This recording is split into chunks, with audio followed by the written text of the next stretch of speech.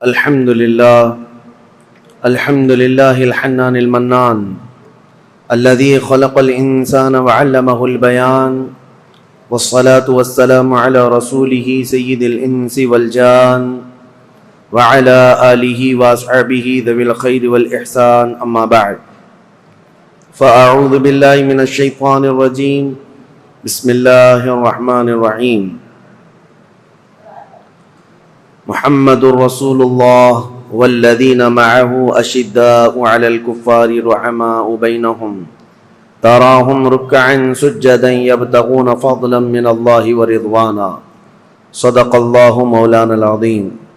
بارگاہ رسالت معاب صلی اللہ تعالی علیہ وسلم میں درود پاک کا ہدیہ پیش کریں۔ اللہم صلی علی سیدنا و مولانا محمد معدن الجود والکرم وآلہ واصحابہ الکرام وابنہ الکریم وبارک وسلم صلاة دائمة سرمدا ابدا۔ عزیزان گرامی وقار، تاریخ اسلام میں خلافت کا تیسرا دور ختم ہوا سیدنا عثمان ابن عفان رضی اللہ تعالیٰ عنہ کی شہادت کے ساتھ ہی۔ جیسے کہ کل میں نے عرض کیا، فتنوں کا ایک دروازہ کھل چکا تھا۔ حضرت عثمان غنی کا قتل یہ اسلام کا پہلا فتنہ ہے جو واقع ہوا، اور یہ اتنا بڑا فتنہ کہ جس سے مسلمانوں میں انتشار پیدا ہوا، اور سب سے بڑا آخر میں آنے والا فتنہ دجال کا جو امت اسلامیہ کو درپیش ہوگا۔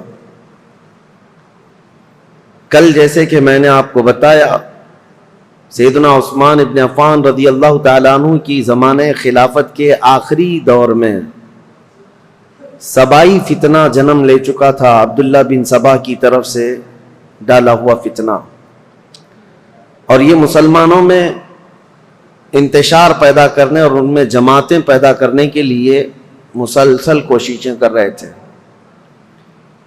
اب آج کے دن ہمیں تذکرہ کرنا ہے چوتھے خلیفہ راشد، داماد رسول، زوج بطول،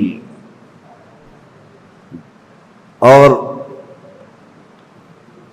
مولا کائنات، ولیوں کے سردار، حیدر کرار، شیر خدا، اسد اللہ الغالب، سیدنا علی بن ابی طالب کرم اللہ وجہہ الکریم کے متعلق۔ عزیزان گرامی، ان کے فضائل و مناقب بے شمار ہیں۔ صحابہ اکرام رضوان اللہ تعالی علیہم اجمعین میں بہت سے صحابہ ایسے ہیں جنہوں نے ان کی فضیلتیں بیان کی، حتیٰ کہ ابن عساکر کی روایت ہے، میں نے ابن عساکر کی روایت یہ ہے کہ رسول کریم صلی اللہ تعالی علیہ وسلم سے صحابہ کی فضیلت میں جو حدیثیں وارد ہوئی ہیں، ان میں سب سے زیادہ حضرت علی کرم اللہ وجہہ الکریم کے متعلق نظر آتی ہیں۔ حضرت علی بن ابی طالب یہ اول اسلام، سب سے پہلے اسلام میں آنے والے ہیں، سابقین اولین میں سے۔ جب حضور اکرم صلی اللہ تعالی علیہ وسلم لوگوں کو دعوت و تبلیغ پیش فرما رہے تھے مکہ مکرمہ کی وادی میں، اس وقت حضرت علی کرم اللہ وجہہ الکریم مشرف اسلام ہو چکے تھے، جبکہ آپ کی عمر صرف 9 سال کی تھی۔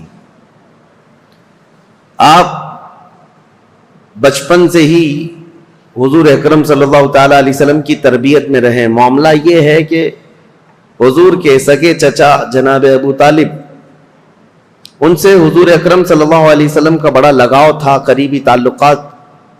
اس کی وجہ ایک یہ بھی تھی کہ جناب ابو طالب حضور صلی اللہ تعالی علیہ وسلم کی ہمیشہ حمایت میں لگے رہتے، مکہ کے کفار و مشرکین کے خلاف کھڑے رہتے، اور ان کی مالی حالت تھوڑی کمزور تھی۔ کس کی؟ جناب ابو طالب کی، چچا کی، اور اولاد زیادہ تھیں۔ تو نبی پاک صلی اللہ تعالی علیہ وسلم نے ابو طالب کے یہ کئی بیٹے تھے جناب ابو طالب کے، ان میں سے حضرت علی بن ابی طالب کو حضور نے اپنی گود میں لے لیا کہ ان کی پرورش کی ذمہ داری، ان کی کفالت کا خرچہ ہم اٹھائیں گے۔ اس اعتبار سے بچپن سے ہی حضرت علی کرم اللہ وجہہ الکریم حضور صلی اللہ تعالی علیہ وسلم کی آغوش تربیت میں بڑھے، حضور نے پرورش فرمائی، پیدائش کے واقعات بھی بڑے اہم ہیں. آپ کی والدہ ماجدہ فاطمہ بنت اسد ہیں. یہ اسلام میں پہلی خاتون ہیں جو اللہ رب العزت کی طرف ہجرت کرنے والی.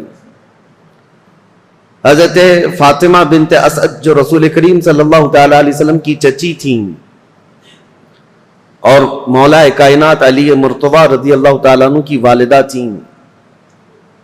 روایات یہ ملتی ہیں کہ حضرت علی رضی اللہ تعالیٰ عنہ جب پیدا ہوئے تھے تو آپ آنکھیں نہیں کھول رہے تھے, تو لوگوں کو ایک غم بھی تھا کہ بچہ آنکھیں ہی نہیں کھولتا.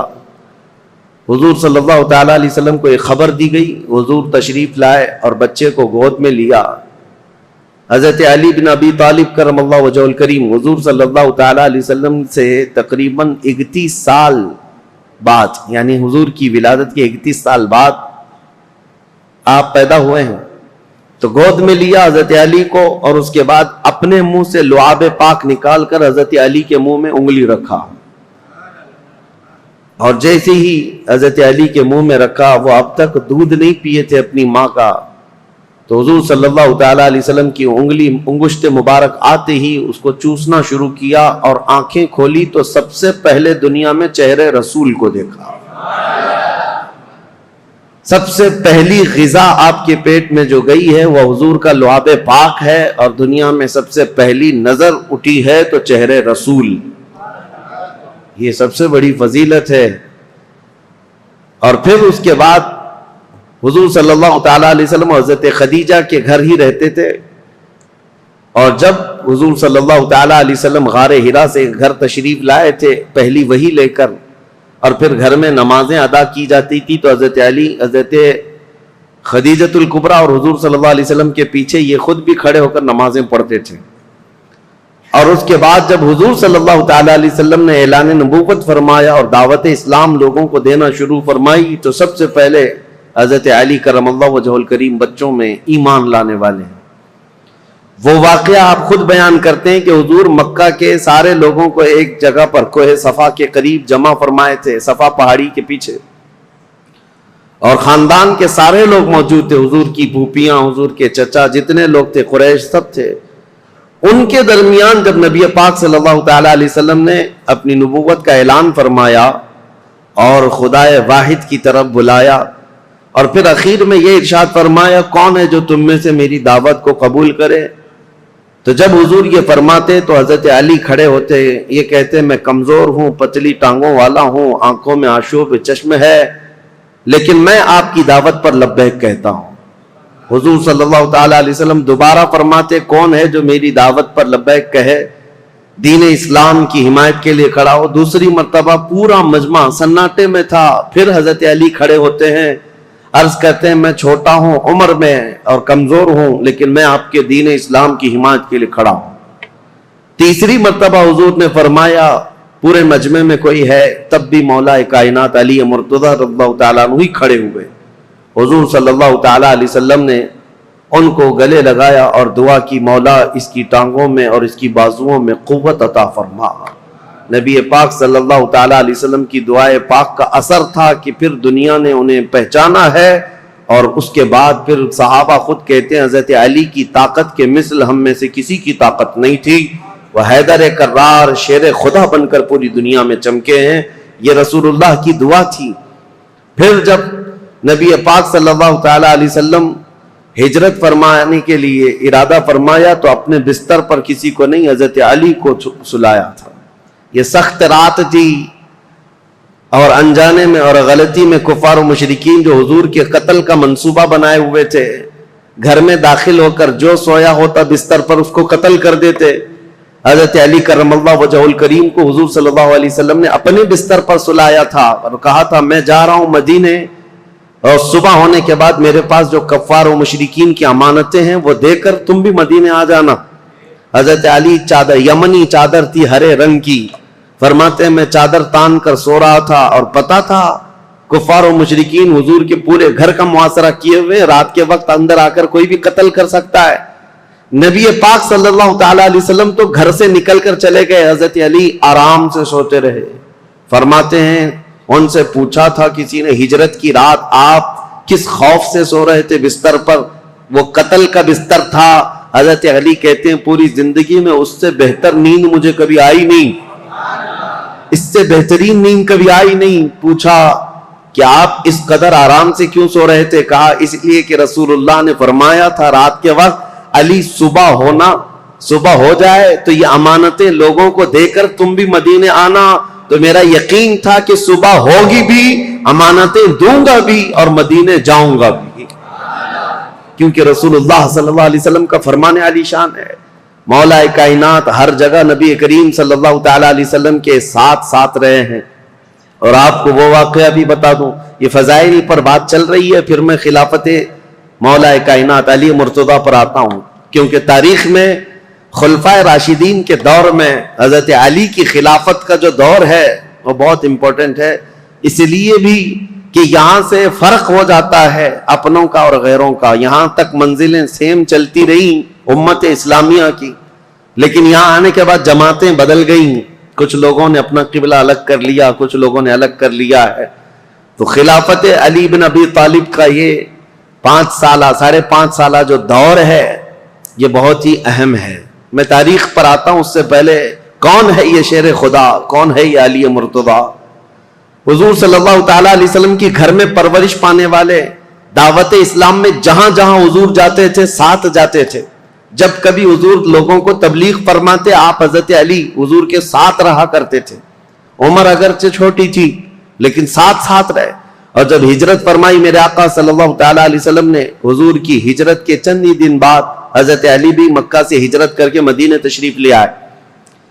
اب ہجرت کے بعد 2 ہجری تھی, یعنی حضور صلی اللہ علیہ وسلم کی ہجرت کے 2 سال بعد مدینہ طیبہ میں نبی کریم صلی اللہ تعالیٰ علیہ وسلم نے اپنی سب سے لاڈلی لخت جگر سیدہ کائنات فاطمۃ الزہرا رضی اللہ تعالیٰ عنہا کا نکاح حضرت علی بن ابی طالب کے ساتھ فرمایا.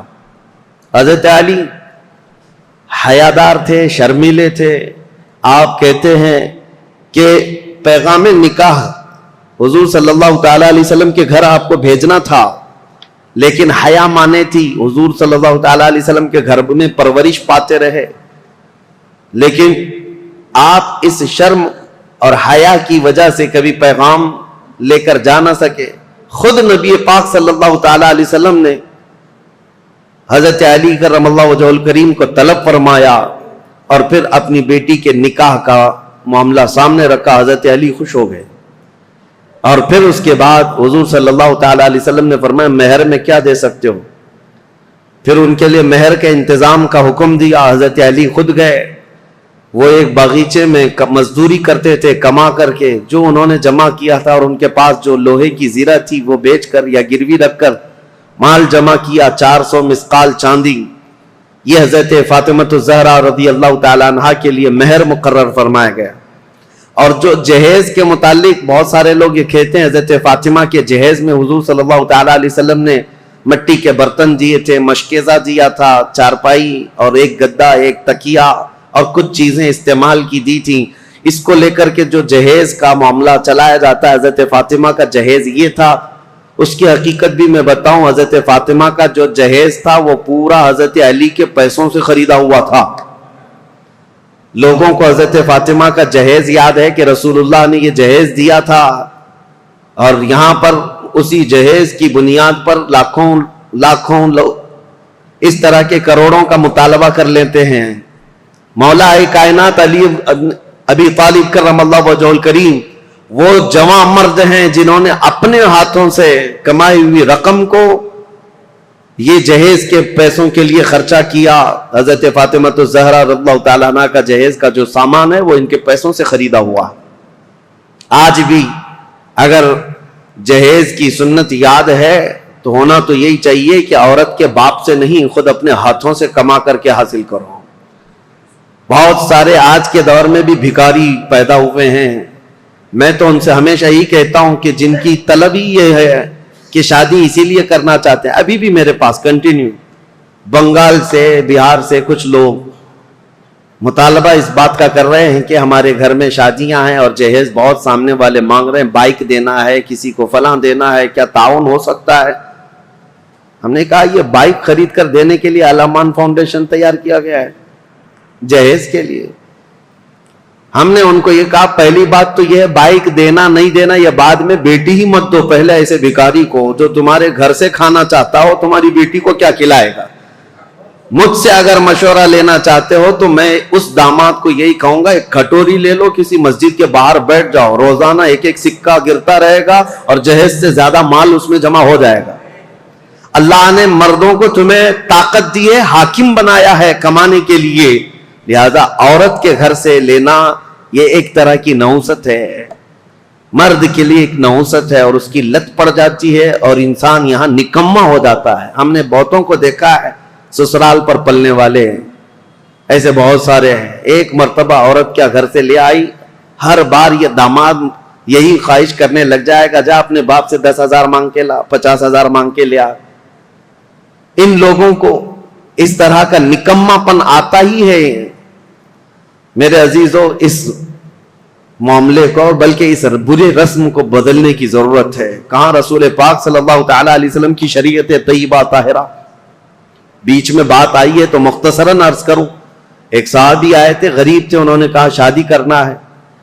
کہا کچھ دینا ہوگا تمہیں, میں انصار کی کسی بیٹی سے تمہارا نکاح کر دوں گا, تم مہر میں کیا دو گے, جہیز میں نہیں. حضور صلی اللہ تعالی علیہ وسلم نے مہر کے لیے پوچھا, مہر تو واجب ہے.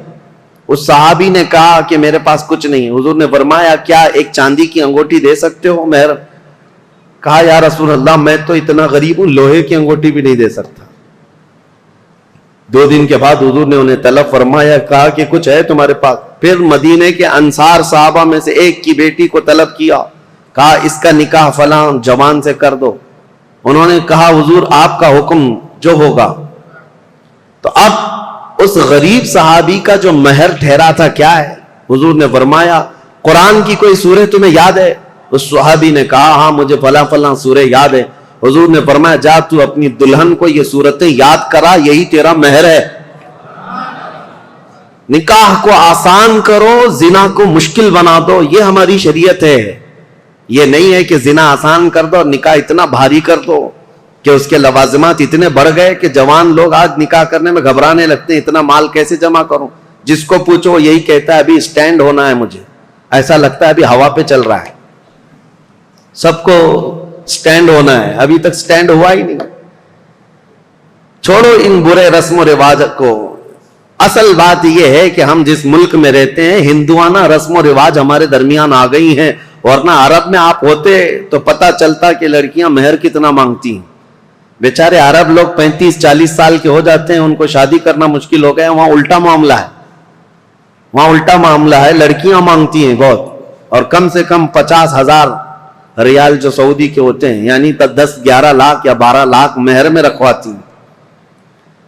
یہ وہاں کا مزاج ہے. اور جب ان سے کہا جائے نہیں ہم کو پیسے نہیں دینا پڑتا ہے, لڑکی پیسے دیتی ہے, تو عرب والے کہتے ہیں ہم تو ایسی 4 کرنے کو تیار ہیں فری میں. جاؤ کسی بھی ہندوستانی لڑکی کے باپ سے کہو کہ کچھ بھی جہیز مت دینا, کوئی چیز مت دینا, یوں ہی دے دینا, لڑکی ہم بیاہ کر کے لے آئیں گے. اسی لیے بہت سارے عرب یہاں سے آ کر کے نکاح کر کے لے جاتے ہیں. ابھی ہمارے کئی لوگ ہیں وہ یہ کہنے لگ گئے کہ ہم انڈونیشیا سے شادی کر کے لا رہے ہیں. عرب میں یہ بہت مشکل ہو گیا ہے. دونوں نظام غلط ہو گئے ہیں, شریعت مصطفیٰ سے ہٹے ہوئے نظام ہے. بات مختصراً اتنی عرض کروں گا, اگر ہمارے لیے آئیڈیل ہے, کوئی نمونہ عمل ہے, تو رسول اللہ صلی اللہ تعالی علیہ وسلم کی بیٹی کی شادی, مولا علی کرم اللہ وجہہ الکریم کی شادی, یہ دیکھنا چاہیے, آپ کو پڑھنا چاہیے کہ ان کی شادی کیسی ہوئی تھی. کوئی نوجوان پوچھنے کو تیار نہیں ان کی شادی کیسی ہوئی تھی. کوئی یہ نہیں پوچھتا کہ ان کی شادی کیسی ہوئی, وہ اپنے اعتبار سے شادیاں رچاتا ہے. بہرحال سیدنا علی بن ابی طالب رضی اللہ تعالیٰ عنہ جب ہجرت کر کے آئے تھے, تو ایک معاملہ اور بھی میں بتا دوں, آپ کی قرابت رسول اللہ کے ساتھ. حضور صلی اللہ تعالیٰ علیہ وسلم ان سے کتنی محبت کرتے. جتنے ہجرت کر کے آئے تھے صحابہ وہ مہاجرین ہیں, اور جو مدینے میں تھے وہ انصار. ایک انصاری صحابی کو حضور بلاتے اور ایک مہاجر کو, اور دونوں کا ہاتھ پکڑ کر کہتے آج سے تم بھائی بھائی.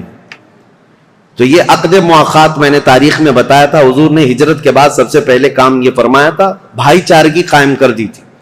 تو یہ زبانی نہیں بلکہ وہ صحابہ حقیقت میں پوری زندگی میں ان کو بھائی بنا کر رہتے تھے, حتیٰ کہ اپنی جائیدادوں میں بھی ان کو حصہ دیا ہے حضور نے, جن کو بھائی بنایا.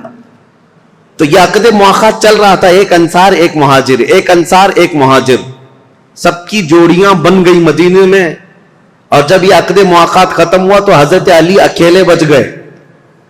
ان کے لیے کوئی انصار جوڑی کے لیے بچا ہی نہیں تھا. حضور نے سب کی جوڑیاں بنا دی، فلاں مہاجر کا فلاں انصار بھائی ہے. لیکن حضرت علی غمگین ہو گئے. کہا یا رسول اللہ صلی اللہ تعالی علیہ وسلم، میں اخیر میں تنہا رہ گیا، میرے لیے کوئی انصاری صحابی بھائی بننے کو تیار نہیں، یا بھائی نہ بن سکا. نبی پاک صلی اللہ تعالی علیہ وسلم نے حضرت علی سے کہا یا علی انت اخی فی الدنیا والآخرہ، کیا تو اس بات پر راضی نہیں دنیا میں بھی اور آخرت میں تو میرا بھائی ہے؟ انصار اور مہاجرین آپس میں بھائی ہیں، لیکن رسول اللہ نے حضرت علی کو اپنا بھائی کہا، اخی رسول اللہ. وہ حضور صلی اللہ تعالی علیہ وسلم کے رشتے میں بھی بھائی تھے، اور یہ عقد مواخات جو مدینے میں ہوئی اس میں بھی حضور کے بھائی بنے. نبی کریم صلی اللہ تعالی علیہ وسلم کی قرابت ایسی تھی، ایک مرتبہ یمن بھیج رہے تھے حضور ان کو وہاں کا قاضی بنا کر.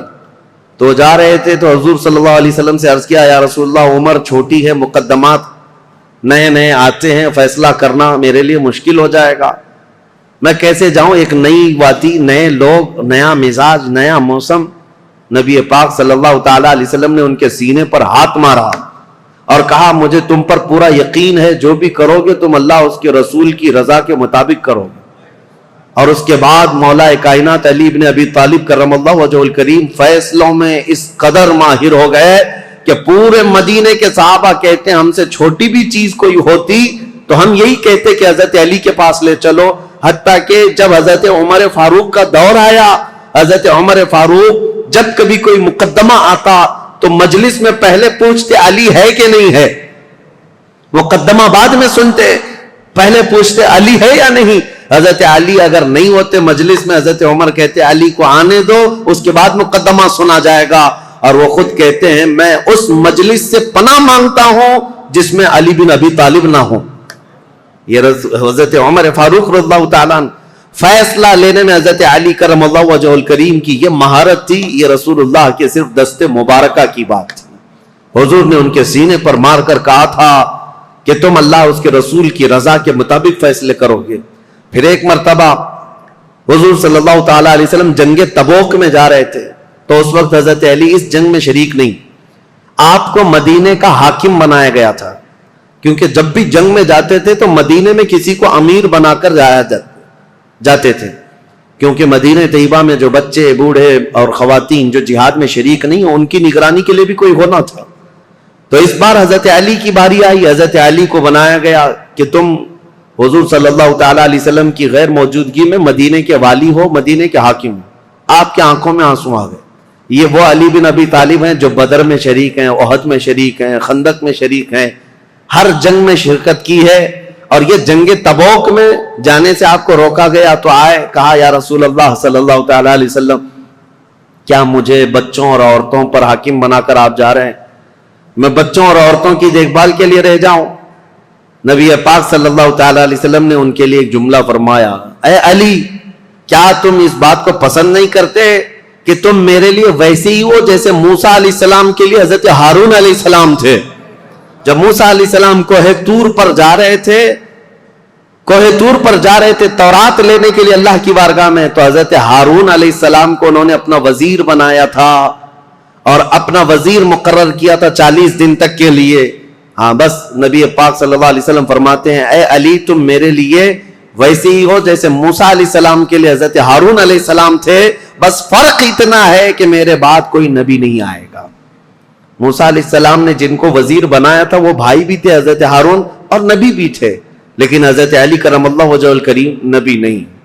اب یہاں سے ان حدیثوں کو سننے کے بعد ذہن صاف کر لیں، جتنا بھی بڑا مقام ہے مولا کائنات علی بن ابی طالب کا، لیکن وہ نبوت کا درجہ نہیں ہو سکتا، نبی نہیں ہو سکتے. کیونکہ اگر رسول اللہ کے بعد کسی کو نبی تسلیم کیا تو پھر وہ اسلام میں آیا ہی کہاں ہے؟ اس نے خاتم النبیین ہونے کا عقیدہ ہی ختم کر لیا تو ایسا شخص مسلمان نہیں، وہ اسلام سے خارج ہے. حضرت علی کی محبت اور ان کی عزت، ان کا احترام ہمارے سر آنکھوں پر ہے، لیکن کبھی ہم حضرت علی کو نبوت کے درجے تک نہیں پہنچا سکتے. لیکن کچھ جماعتیں ایسی ہوئیں شیعہ حضرات میں، سب نہیں، شیعہ میں بہت سارے فرقے پیدا ہوئے، تقریباً 70 فرقے تو میں پڑھ کر کے آیا، باقی ہے کتنے معلوم ہے۔ اس وقت سے حضرت عثمان غنی کی شہادت کے بعد سے جو شیعہ حضرات کی جماعتیں شروع ہوئیں، اہل تشیع بھی ان کو کہتے ہیں اور رافضی بھی ہیں، یہ ہر زمانے میں رہے اور ان میں فرقے بہت سارے ہوئے، کیسانیہ، غلات، اسماعیلیہ، دروزیہ، بزاریہ، نظاریہ، امامیہ، بہت سارے فرقے اس میں پیدا ہوئے، سب کے الگ الگ تھوڑے تھوڑے سے عقیدوں میں یا مسائل میں فرق ہے، لیکن ہے ایک ہی مینیو، کسی میں لال مرچی زیادہ، کسی میں ہلدی زیادہ، بس مینیو ایک ہی ہے، مین چیز جا کر کے وہیں پر ختم ہوتی ہے۔ حضرت علی کرم اللہ وجہ الکریم، مولا علی کرم اللہ وجہ الکریم کے متعلق جو عقائد گڑھے گئے، اس میں سے ایک فرقہ ایسا ہے جو حضرت علی کو خدا کے درجے تک پہنچاتا ہے، اور ان کا عقیدہ یہ بھی ہے کہ اللہ تعالی حضرت علی کی شکل میں دنیا میں آیا، نعوذ باللہ من ذالک، رب الارباب کہا، خالق کہا۔ ہم ایسے عقیدوں کے سخت خلاف ہیں، شرک ہرگز ہماری جماعت میں نہیں آ سکتا۔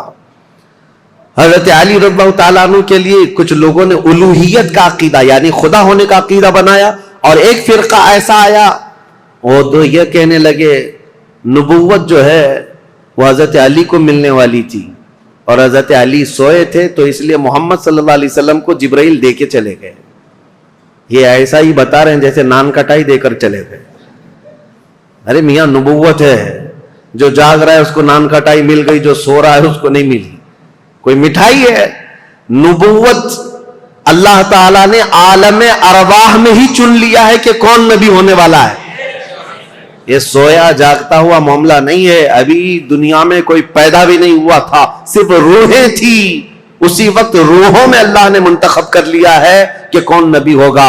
ایک بات یاد رکھیں، یہ عقیدہ مسلم عقیدہ اسلام کا کہ کوئی بھی شخص اپنی محنت، اپنی عبادت، اپنی ریاضت سے نبی ہرگز نہیں ہو سکتا، نبی صرف اللہ کے انتخاب سے ہوتا ہے۔ ہاں ولی بن سکتے ہو، آپ کثرت سے عبادت کر رہے ہو، اللہ کے ولی بن گئے، پرہیزگار بن گئے۔ ولی تو کوئی بنتا ہے کبھی عبادات سے، محنت سے، کثرت سے، اور کبھی عطا سے، لیکن نبی محنت سے، عبادت سے نہیں ہوتا۔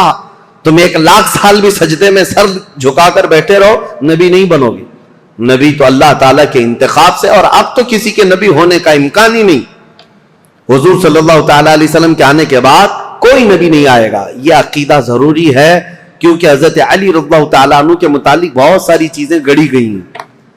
بیچ کا راستہ یہی ہے جو حق ہے، اہل سنت و جماعت کا راستہ، کہ ہم مولا کائنات علی ابن ابی طالب کرم اللہ وجہ الکریم کو اسی عظمت کے ساتھ مانتے ہیں جیسے رسول اللہ کے صحابہ مانتے تھے، اور حضور نے جیسے ان کے متعلق فضیلت بیان فرمائی، وہی اسی حیثیت سے ہم مولا کائنات علی ابن ابی طالب رضی اللہ تعالیٰ عنہ کو سر آنکھ پر رکھتے ہیں۔ ہم ان وہابیوں کی طرح بھی نہیں جو حضرت علی رضی اللہ تعالیٰ عنہ کی شان کو گھٹاتے ہیں، نعوذ باللہ۔ ہم برسر اعلان یہ کہتے ہیں کہ رسول اللہ صلی اللہ تعالیٰ علیہ وسلم نے غدیر خم پر یہ خطبہ ارشاد فرمایا تھا، من کنت مولا فہذا علی مولا۔ یہ حدیث اتنی تواتر کے ساتھ ہے کہ اتنے صحابہ اور اتنے لوگوں نے اس حدیث کو بیان کیا ہے کہ ان کا جھوٹ پر جمع ہونا محال ہے، اس لیے یہ حدیث بڑے اعلیٰ درجے کی ہے۔ میرے آقا صلی اللہ علیہ وسلم نے فرمایا تھا، میں جس کا مولا ہوں علی بھی اس کے مولا، علی بھی اس کے مولا ہیں۔ اب اس حدیث کو لے کر کے بھی بہت سارے لوگ ہنگامہ مچاتے ہیں کہ رسول اللہ صلی اللہ تعالیٰ علیہ وسلم تمام نبیوں کے مولا ہیں، تو حضرت علی نبیوں کے بھی مولا ہیں، وہ نبیوں کے اوپر بھی لے کر چلے گئے، کیونکہ یہ حدیث ہے۔ حضور نے فرمایا مولا کے عربی میں کئی معنی ہیں۔ مولا عربی میں جو ہے آقا کو بھی کہتے ہیں، غلام کو بھی کہتے ہیں، مددگار کو بھی کہتے ہیں، دوست کو بھی کہتے ہیں۔ عربی کی شدھ بدھ رکھنے والا وہ سمجھے گا کہ کہاں کیا معنی لینا ہے۔ اسی طرح سے اگر عربی کی ترجمے کرنے لگ جائیں تو پھر اوٹ پٹانگ حرکتیں شروع ہو جائیں گی، جیسے گوگل ٹرانسلیٹ کر کے دے دیتا ہے، وہ کچھ بھی جیسا ہو اسی طرح سے اٹھا کر دے دے گا۔ ایک لفظ عربی میں آتا ہے اور اس کے 70 معنی ہیں، کسی کے 50 معنی، کسی کے 500 معنی. عربی کی ڈکشنری اگر آپ سمجھنا چاہیں تو بہت وسیع ہے، سمندر ہے یہ عربی لغت. یہاں تک کہ ایک ایک لفظ پر لوگوں نے کتاب لکھ ڈالی ہے عربی کے ایک ایک لفظ پر. تو مولا کا مطلب کئی معنی ہیں. تو جہاں پوری کائنات مراد ہوگی، حضور نے فرمایا میں جس کا مولا ہوں، یقیناً میرے نبی آقا ہیں. جس کے حضور آقا ہیں، حضرت علی بھی اس کے آقا ہے. لیکن نبیوں کے متعلق یہ معنی نہیں لیا جائے گا. انبیاء کرام افضل ہیں، پوری مخلوق میں سب سے افضل ہیں، اور جو بھی ہوگا نبیوں کے بعد افضل ہوگا. بہرحال میں یہ ٹاپک کو صرف آپ کے سامنے اس لیے رکھ رہا ہوں کہ سوشل میڈیا کے اس بھیانک دور میں انہی حدیثوں کا سہارا لے کر بھولے بھالے نوجوانوں کے دماغ میں یہ باتیں ڈالی جاتی ہیں. یہ چیزیں بھی لائی گئی ہیں حضرت علی نبیوں سے افضل ہیں. نہیں، اللہ کے انبیاء جتنے نبی ہیں وہ کائنات میں روئے زمین میں سب سے افضل انسان ہیں، اور ان کے بعد دوسرے صحابہ میں افضلیت ہے.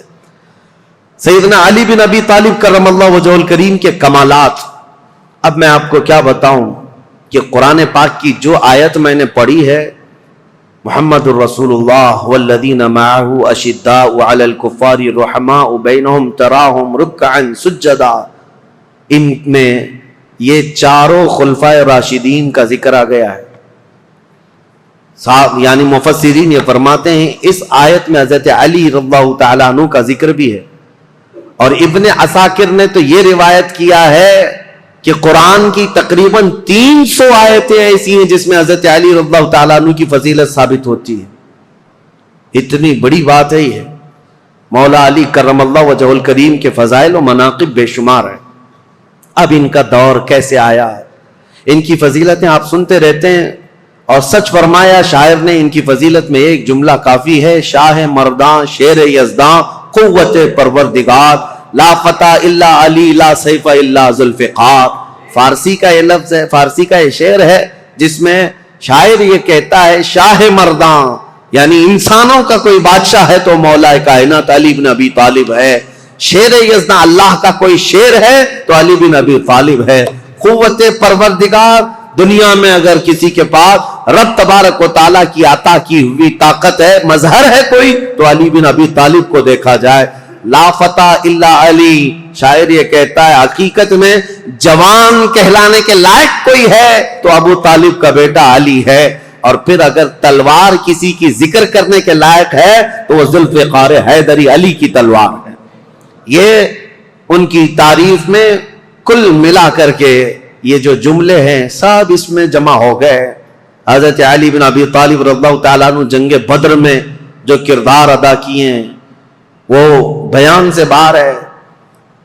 جتنے لوگوں پر آپ بڑھ چڑھ کر کے حملہ کرتے رہے کفار و مشرکین جوانی کے عالم میں، حضرت علی رضی اللہ تعالیٰ عنہ کے متعلق یہ بیان کیا بہت ہٹا کٹا جسم تھا، بہت توانا تھے طاقت سے، کافی بھاری آپ کا پیٹ تھا، اور لوہے کا خود پہننے کی وجہ سے ہمیشہ تو سر کے بال نکل گئے تھے.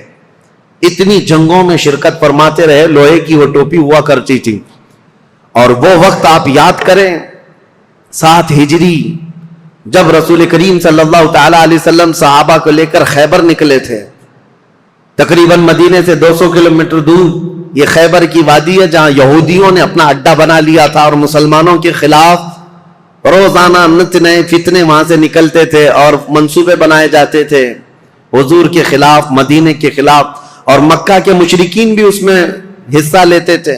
نبی کریم صلی اللہ تعالی علیہ وسلم کو خبر یہ ہوئی کہ خیبر کے یہودی ایک جنگ کرنے کے لیے آ رہے ہیں مدینے، اور انہوں نے مکہ کے کافروں کو بھی بلا لیا ہے، نجد کے کافروں کو بھی بلا لیا ہے، سب کو جمع کر کے دعوت دی ہے. حضور کو جیسی یہ خبر ملی، ابھی یہودی خیبر سے نکلتے کیا رسول اللہ خود صحابہ کے ساتھ خیبر پہنچ گئے.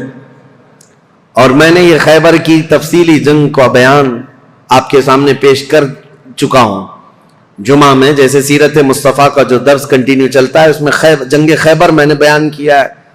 یہ سخت قسم کی جنگ تھی، یہودی بڑے بڑے قلعوں میں وہاں پر محفوظ رہتے تھے. اتنے بڑے قلعے تھے ان کے، آج تک وہ موجود ہیں 1400 سال کے بعد آج بھی وہ قلعے وہاں پر ویسی ہیں. ان یہودیوں کی پناہ گاہ تھی، اس میں بیٹھ کر کے حملے کرتے تھے، اور ان کا یقین تھا یہ کہ ان قلعوں کو کوئی عبور نہیں کر سکتا. جب صحابہ وہاں پہنچے تھے یہودیوں کی حالت خراب تھی، اور ان کے ہاں ایک مرحب نامی شخص تھا جس کا دعویٰ تھا وہ 1000 آدمیوں سے اکیلا لڑ سکتا ہے، 1000 انسانوں سے اکیلا لڑ سکتا ہے. خیبر میں چھوٹی چھوٹی جنگیں ہوئی، وہاں کے جتنے قلعے تھے وہ صحابہ جب فتح کرنے لگ گئے تو آخری جو ان کا قلعہ تھا مرحب، جس کے انتظام پر لگا رہتا تھا، یہودیوں نے اس کو اتارا تھا مرحب کو، کہ اب آخر میں اب تمہاری باری ہے، اگر تم نہیں بچا پائے ان مسلمانوں سے تو ہمیں کوئی نہیں بچا پائے گا. مرحب مسلمانوں سے جنگ کرنے کو اپنی توہین سمجھتا تھا کہ یہ چھوٹے بادیہ نشین لوگ ہیں، کھجور کھا کر زندگی گزارتے ہیں، پیبند لگے کپڑے پہنتے ہیں، ان کے پیروں میں چپل تک نہیں ہوتی، یہ ہم سے جنگ کرنے آئے ہیں. بڑے تحقیر سے حقارت سے دیکھا کرتا.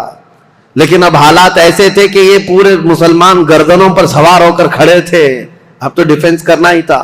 مرحب جب اپنے قلعے سے باہر آیا تو یہ سخت قسم کی جنگ تاریخ اسلام میں لکھی گئی ہے، کیونکہ خیبر فتح ہونے کے بعد ہی سارے فتوحات کا دروازہ کھل گیا ہے اسلام کے لیے. ساری فتحیں جتنی ہوئی یہ خیبر کے بعد فتوحات کا دروازہ کھل گیا تھا جو رکنے کا نام نہیں لیتا. تو جیسے ہی مرحب سامنے آیا تو اس نے پکار کر کے یہ کہا شعر پڑھتے ہوئے کہ تمہیں پتا ہے کہ خیبر پورا مجھے پہچانتا ہے، یہاں کے در و دیوار سے پوچھو کہ مرحب کس کا نام ہے. مرحب کی آواز سے اور اس کے چلنے پھرنے سے یہاں کے پتھر بھی کانپتے ہیں. وہ رجزی اشعار پڑھ رہا تھا. تو حضرت علی کرم اللہ وجہہ الکریم اس جنگ میں کیسے شریک ہوئے تھے؟ یہ 3 دن تک کنٹینیو چل رہی تھی، صحابہ کو فتح نہیں مل رہی تھی، کچھ صحابہ شہید بھی ہو گئے تھے. اور رات کے وقت رسول کریم صلی اللہ تعالی علیہ وسلم بیٹھے اور کہا کل کی صبح ہونے دو، میرے ہاتھ میں جو پرچم ہے میں ایسے کو دوں گا جس کو اللہ اس کے رسول بے حد چاہتے، اور اللہ تعالیٰ نے اس کے ہاتھ میں یہ فتح رکھی ہے. صحابہ کہتے ہیں پوری رات ہم نہیں سوئے. حضور نے جو یہ بشارت دی تھی اس میں بشارتیں کیا کہتی؟ ایک تو یہ تھی کہ قلعہ اس کے ہاتھ فتح ہوگا، دوسرا یہ کہ اللہ اس کو اور اس کے رسول بے حد اسے چاہتے ہیں. حضرت عمر کہتے ہیں ہمیں غالب گمان یہی رہتا تھا کہ شاید جھنڈا ہمارے ہاتھ میں آئے گا. صبح اسی طرح رات کروٹ لے کر صحابہ نے گزاری تھی کہ ہمارا نام آ جائے گا. جیسی صبح ہوئی نبی کریم صلی اللہ تعالی علیہ وسلم نے صحابہ کی جماعت کو جمع کیا، سب گردنیں اٹھا کر حضور کو دیکھ رہے تھے کہ یہ جھنڈا کس کے ہاتھ میں ہوگا. پھر رسول کریم صلی اللہ تعالی علیہ وسلم نے پکار کر کہا علی بن ابی طالب کہاں ہے؟ اس جماعت میں وہ تھے ہی نہیں. وہ صحابہ کیونکہ اس وقت وہ بیمار تھے، بخار بھی سخت تھا. حضور صلی اللہ تعالی علیہ وسلم سے عرض کیا یا رسول اللہ صلی اللہ علیہ وسلم ان کی آنکھوں میں آشوب آیا ہے، جو لال ہو جاتی ہیں آنکھیں، تو آنکھیں لال ہو گئی ہیں اور بخار زدہ ہیں. حضور نے فرمایا اسی حالت میں ان کو لے کے آؤ. بستر سے اٹھا کر حضرت علی کو لایا گیا، آنکھوں سے پانی بہ رہا تھا. نبی کریم صلی اللہ تعالی علیہ وسلم نے اپنا لعاب پاک ان کی آنکھوں پہ لگایا. حضرت علی کہتے ہیں میری آنکھیں اخیر زمانے تک اتنی تیز نظر آتے تھا جس کا کوئی اندازہ نہیں کر سکتا.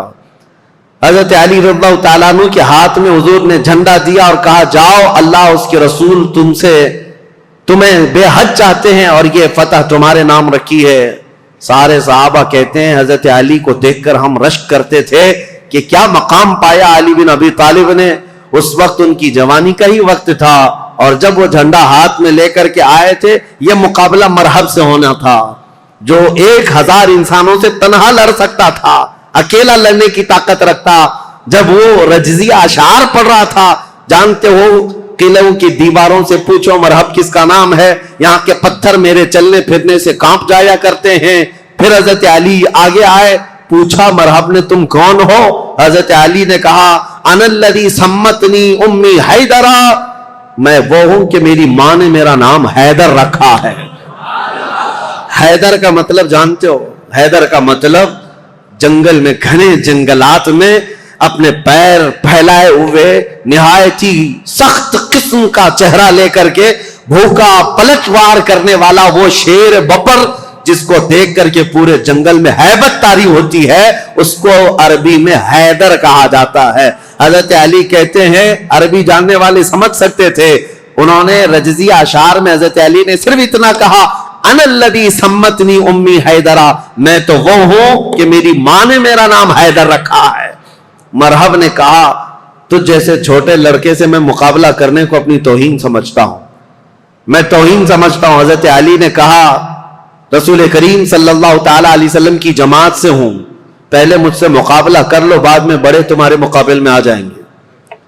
جب مرحب اترا حضرت علی کرم اللہ وجہ الکریم کے مقابلے میں، تاریخ آج بھی گواہ ہے، اس کے لوہے کی ٹوپی، اس کا لوہے کا لباس اتنا مہنگا ہوا کرتا تھا، اور وہ تلوار لہراتے ہوئے آیا، اور پہلی تلوار اتنی تیز مارا تھا کہ حضرت علی رضی اللہ تعالیٰ عنہ پر وار جو ہوا، حضرت علی رضی اللہ تعالیٰ عنہ نے اس کے وار کی چمک کو دیکھا، اور جنگ کے میدان میں جو تلوار کی چمک تھی، لوگ دیکھ کر کے حیران تھے، اتنی تیز وہ تلوار چلاتا تھا۔ تو صحابہ کہتے ہیں ہمیں خوف ہو گیا، ڈر ہو گیا کہ علی بن ابی طالب گھوڑے پر ہے، ایک ہی وار اس نے ایسا کیا ہے کہ اس کی آواز فضا میں گونج رہی ہے، علی کا کیا ہوگا؟ حضرت علی رضی اللہ تعالیٰ عنہ بالکل بے خوف تھے۔ اللہ کے شیروں کو آتی نہیں روباہی، اللہ کا جو شیر ہوتا ہے وہ لومڑی کبھی بنی نہیں سکتا۔ مولا کائنات علی بن ابی طالب نے اس کے 2 وار کے بعد اپنا جو پہلا وار مارا، صحابہ کہتے ہیں حضرت علی کی 2 دھاری تلوار تھی، مرحب کے سر پر لگی اور اس کے لوہے کی ٹوپی کو کاٹتے ہوئے مرحب کے سینے تک آ گئی، ایک ہی وار میں مرحب کو زمین پر ٹھنڈا کر دیا تھا۔ فاتح خیبر حضرت علی رضی اللہ تعالیٰ عنہ ایک ہی وار میں مرحب کو ٹھنڈا کیا، اور اس کے بعد اسی کے اشعار حضرت علی نے پڑھ کر لوگوں کو سنایا، اے لوگوں سنو، یہ جو ٹھنڈا ہوا ہے جسم، یہ وہی ہے جس کی چلنے پھرنے کی آواز پتھر سنا کرتے تھے، دیوار سنا کرتے تھے۔ اب اس خیبر کے قلعے کی در و دیوار بھی جانیں گے کہ جس سے وہ ہیبت کھاتے تھے، اس کو زمین پر کس نے مار گرایا۔ پھر حضرت علی نے کہا، اے یہودیوں، آج کے بعد سے خیبر کے ہر قلعے سے آواز آئے گی کہ کوئی آیا تھا جس کا نام اس کی ماں نے حیدر رکھا تھا۔ عزیزان گرامی، یہ تاریخ کی سچائیاں اس لیے میں عرض کر رہا ہوں۔ مولا علی بن ابی طالب کرم اللہ وجہ الکریم، اس جنگ میں صحابہ کی روایت ہے، ابن عساکر کی روایت یہ ہے کہ حضرت علی بڑھتے گئے اس قلعے کے پھاٹک کو توڑ دیا تھا، جو دروازہ ہوا کرتا تھا۔ صحابہ کہتے ہیں حضرت علی نے ایسے اس کو اکھاڑ دیا تھا، اور وہ دروازہ ایک ہاتھ میں لے کر اس کو ڈھال بنا کر لڑتے رہے۔ جب کبھی سامنے سے کوئی تیر آتا یا تلوار آتی تو یہ دروازے کو ڈھال بنا کر کے لڑتے تھے۔ تم اپنے گھر کا دروازہ اٹھا کر کے دیکھو، خیبر کا دروازہ الگ ہے، اپنے گھر کا دروازہ بھی نہیں اٹھا پاؤ گے۔ آج کے نوجوانوں کی بات کر رہا ہوں، وہ خیبر کا دروازہ ایسا تھا کہ اس کے بعد حضرت علی نے اس کو اپنی پیٹھ پر رکھا دروازے پر، کئی صحابہ تو اس کے اوپر سے چڑھ کر کے قلعے کے اندر گئے، اور صحابہ کہتے ہیں اس کے بعد اس دروازے کو 16 گز آگے انہوں نے ایک ہی ہاتھ سے پھینکا تھا۔ رسول کریم صلی اللہ تعالی علیہ وسلم کا فرمان ہوا اس دروازے کو راستے سے ہٹایا جائے۔ صحابہ کہتے ہیں ہم 40 لوگ مل کر نہیں اٹھا پا رہے تھے، اور علی بن ابی طالب تنہا ایک ہاتھ سے اٹھا کر اس کو پھینک چکے تھے۔ لا فتح الا علی، لا سیف الا ذوالفقار، یہ شجاعت، یہ جمع مردی اللہ کے شیر کو اللہ نے عطا کی ہے۔ قوت پروردگار، میرے عزیزوں، ان کے فضائل، ان کے مناقب، ان کے کمالات بیان سے باہر ہیں، لیکن اب خلافت کا دور شروع ہے، اسی لیے کہ ہم تاریخ بیان کر رہے ہیں، فضیلتیں ہر سال آپ سنتے رہتے ہیں، اور اس سال ظاہر سی بات ہے میں جو ٹاپک لے کر کے چل رہا ہوں وہ تاریخ اسلام ہے۔ ہر بچے کو، ہر جوان کو تاریخ یاد رکھنا بہت ضروری ہے، اور اگر اپنی تاریخ سے تم بے بہرا ہو تو دنیا جو پٹی پڑھائے گی وہ صحیح سمجھنے لگ جاؤ کہ آج حالات یہی ہیں، تم خالی کورے کاغذ لے کر کے بیٹھے ہو، سوشل میڈیا میں کوئی آیا نئی بات بولا، کہا ہاں یہ تو بالکل نہیں لگ رہی ہے، نہیں کچھ نہیں، 1400 سال پرانی ہے، تم کورے تھے، تم نے پڑھائی کہاں تھا؟ اس لیے تاریخ کی سچائیاں اگر تمہیں یاد نہ ہو تو اگلا دور جو آنے والا ہے اور بھی بہت ڈینجر ہے، بہت سخت ہے۔ آپ کو پتا ہے یہ ظالمانہ حکومتیں جو ہمارے سر پر آج منڈلا رہی ہیں، یہ دجالی نظام جو پیدا ہو چکا ہے، یہاں سب چیزوں پر اٹیک ہے، سب چیزوں پر اٹیک ہے، آپ یہ مت سمجھنا کہ یہ صرف ہماری مسجدیں گرا رہے ہیں یا ہماری خانقاہوں کو پامال کر رہے ہیں، بلکہ ماسٹر پلاننگ کے ساتھ تمہاری نسلوں کی تباہی کا انتظام ہو چکا ہے، ماسٹر پلاننگ کے اعتبار سے، ایسے کہ یہاں پر باضابطہ ایجوکیشن منسٹر اسی کو بنایا جاتا ہے جو سخت قسم کا تعصب پسند ہو، تمہاری تاریخ کو توڑ مروڑ کر کے تمہارے اسکول کے سلیبس میں ایسی چیزیں ڈال دے کہ بچہ کچے دماغ میں پڑھتے پڑھتے یہی سمجھ جائے۔ آج حالات ایسی ہی ہیں، 10-20 سال پہلے جا کر کے آپ اسکول کے نصاب سلیبس کی کتابیں اٹھا کر کے پڑھیں، اس میں حضور صلی اللہ علیہ وسلم کے نام پر چیپٹر ہوا کرتا، صحابہ اکرام کے حضرت عمر فاروق کے نام پر چیپٹر ہوا کرتا تھا، کوئی نہ کوئی ٹیکسٹ بک میں آپ کو مل جائے گا۔ آج تو ہے ہی نہیں۔ تاریخ اسلام کی یہ سچائیاں، نہ اورنگزیب آئیں گے، نہ شہاب الدین غوری آئیں گے، تاریخ کو مٹا کر کے پتہ نہیں کون کون سے پہاڑی چوہوں کو لا کر رکھا ہے، سب طرح سے بدل کر کے، اس طرح کہ تعصب کی اینک ایسی پہن رکھی ہے انہوں نے کہ تمہارے بچوں میں یہ زہر پھیلتا جائے اور بچے تمہاری تاریخ سے بے بہرا ہو جائیں۔ آج اے نوجوانوں، اگر دنیا تمہاری تاریخ مٹانے کی کوشش کر رہی ہے تو اس وقت تمہاری ذمہ داری ہے، تمہاری ذمہ داری ہے۔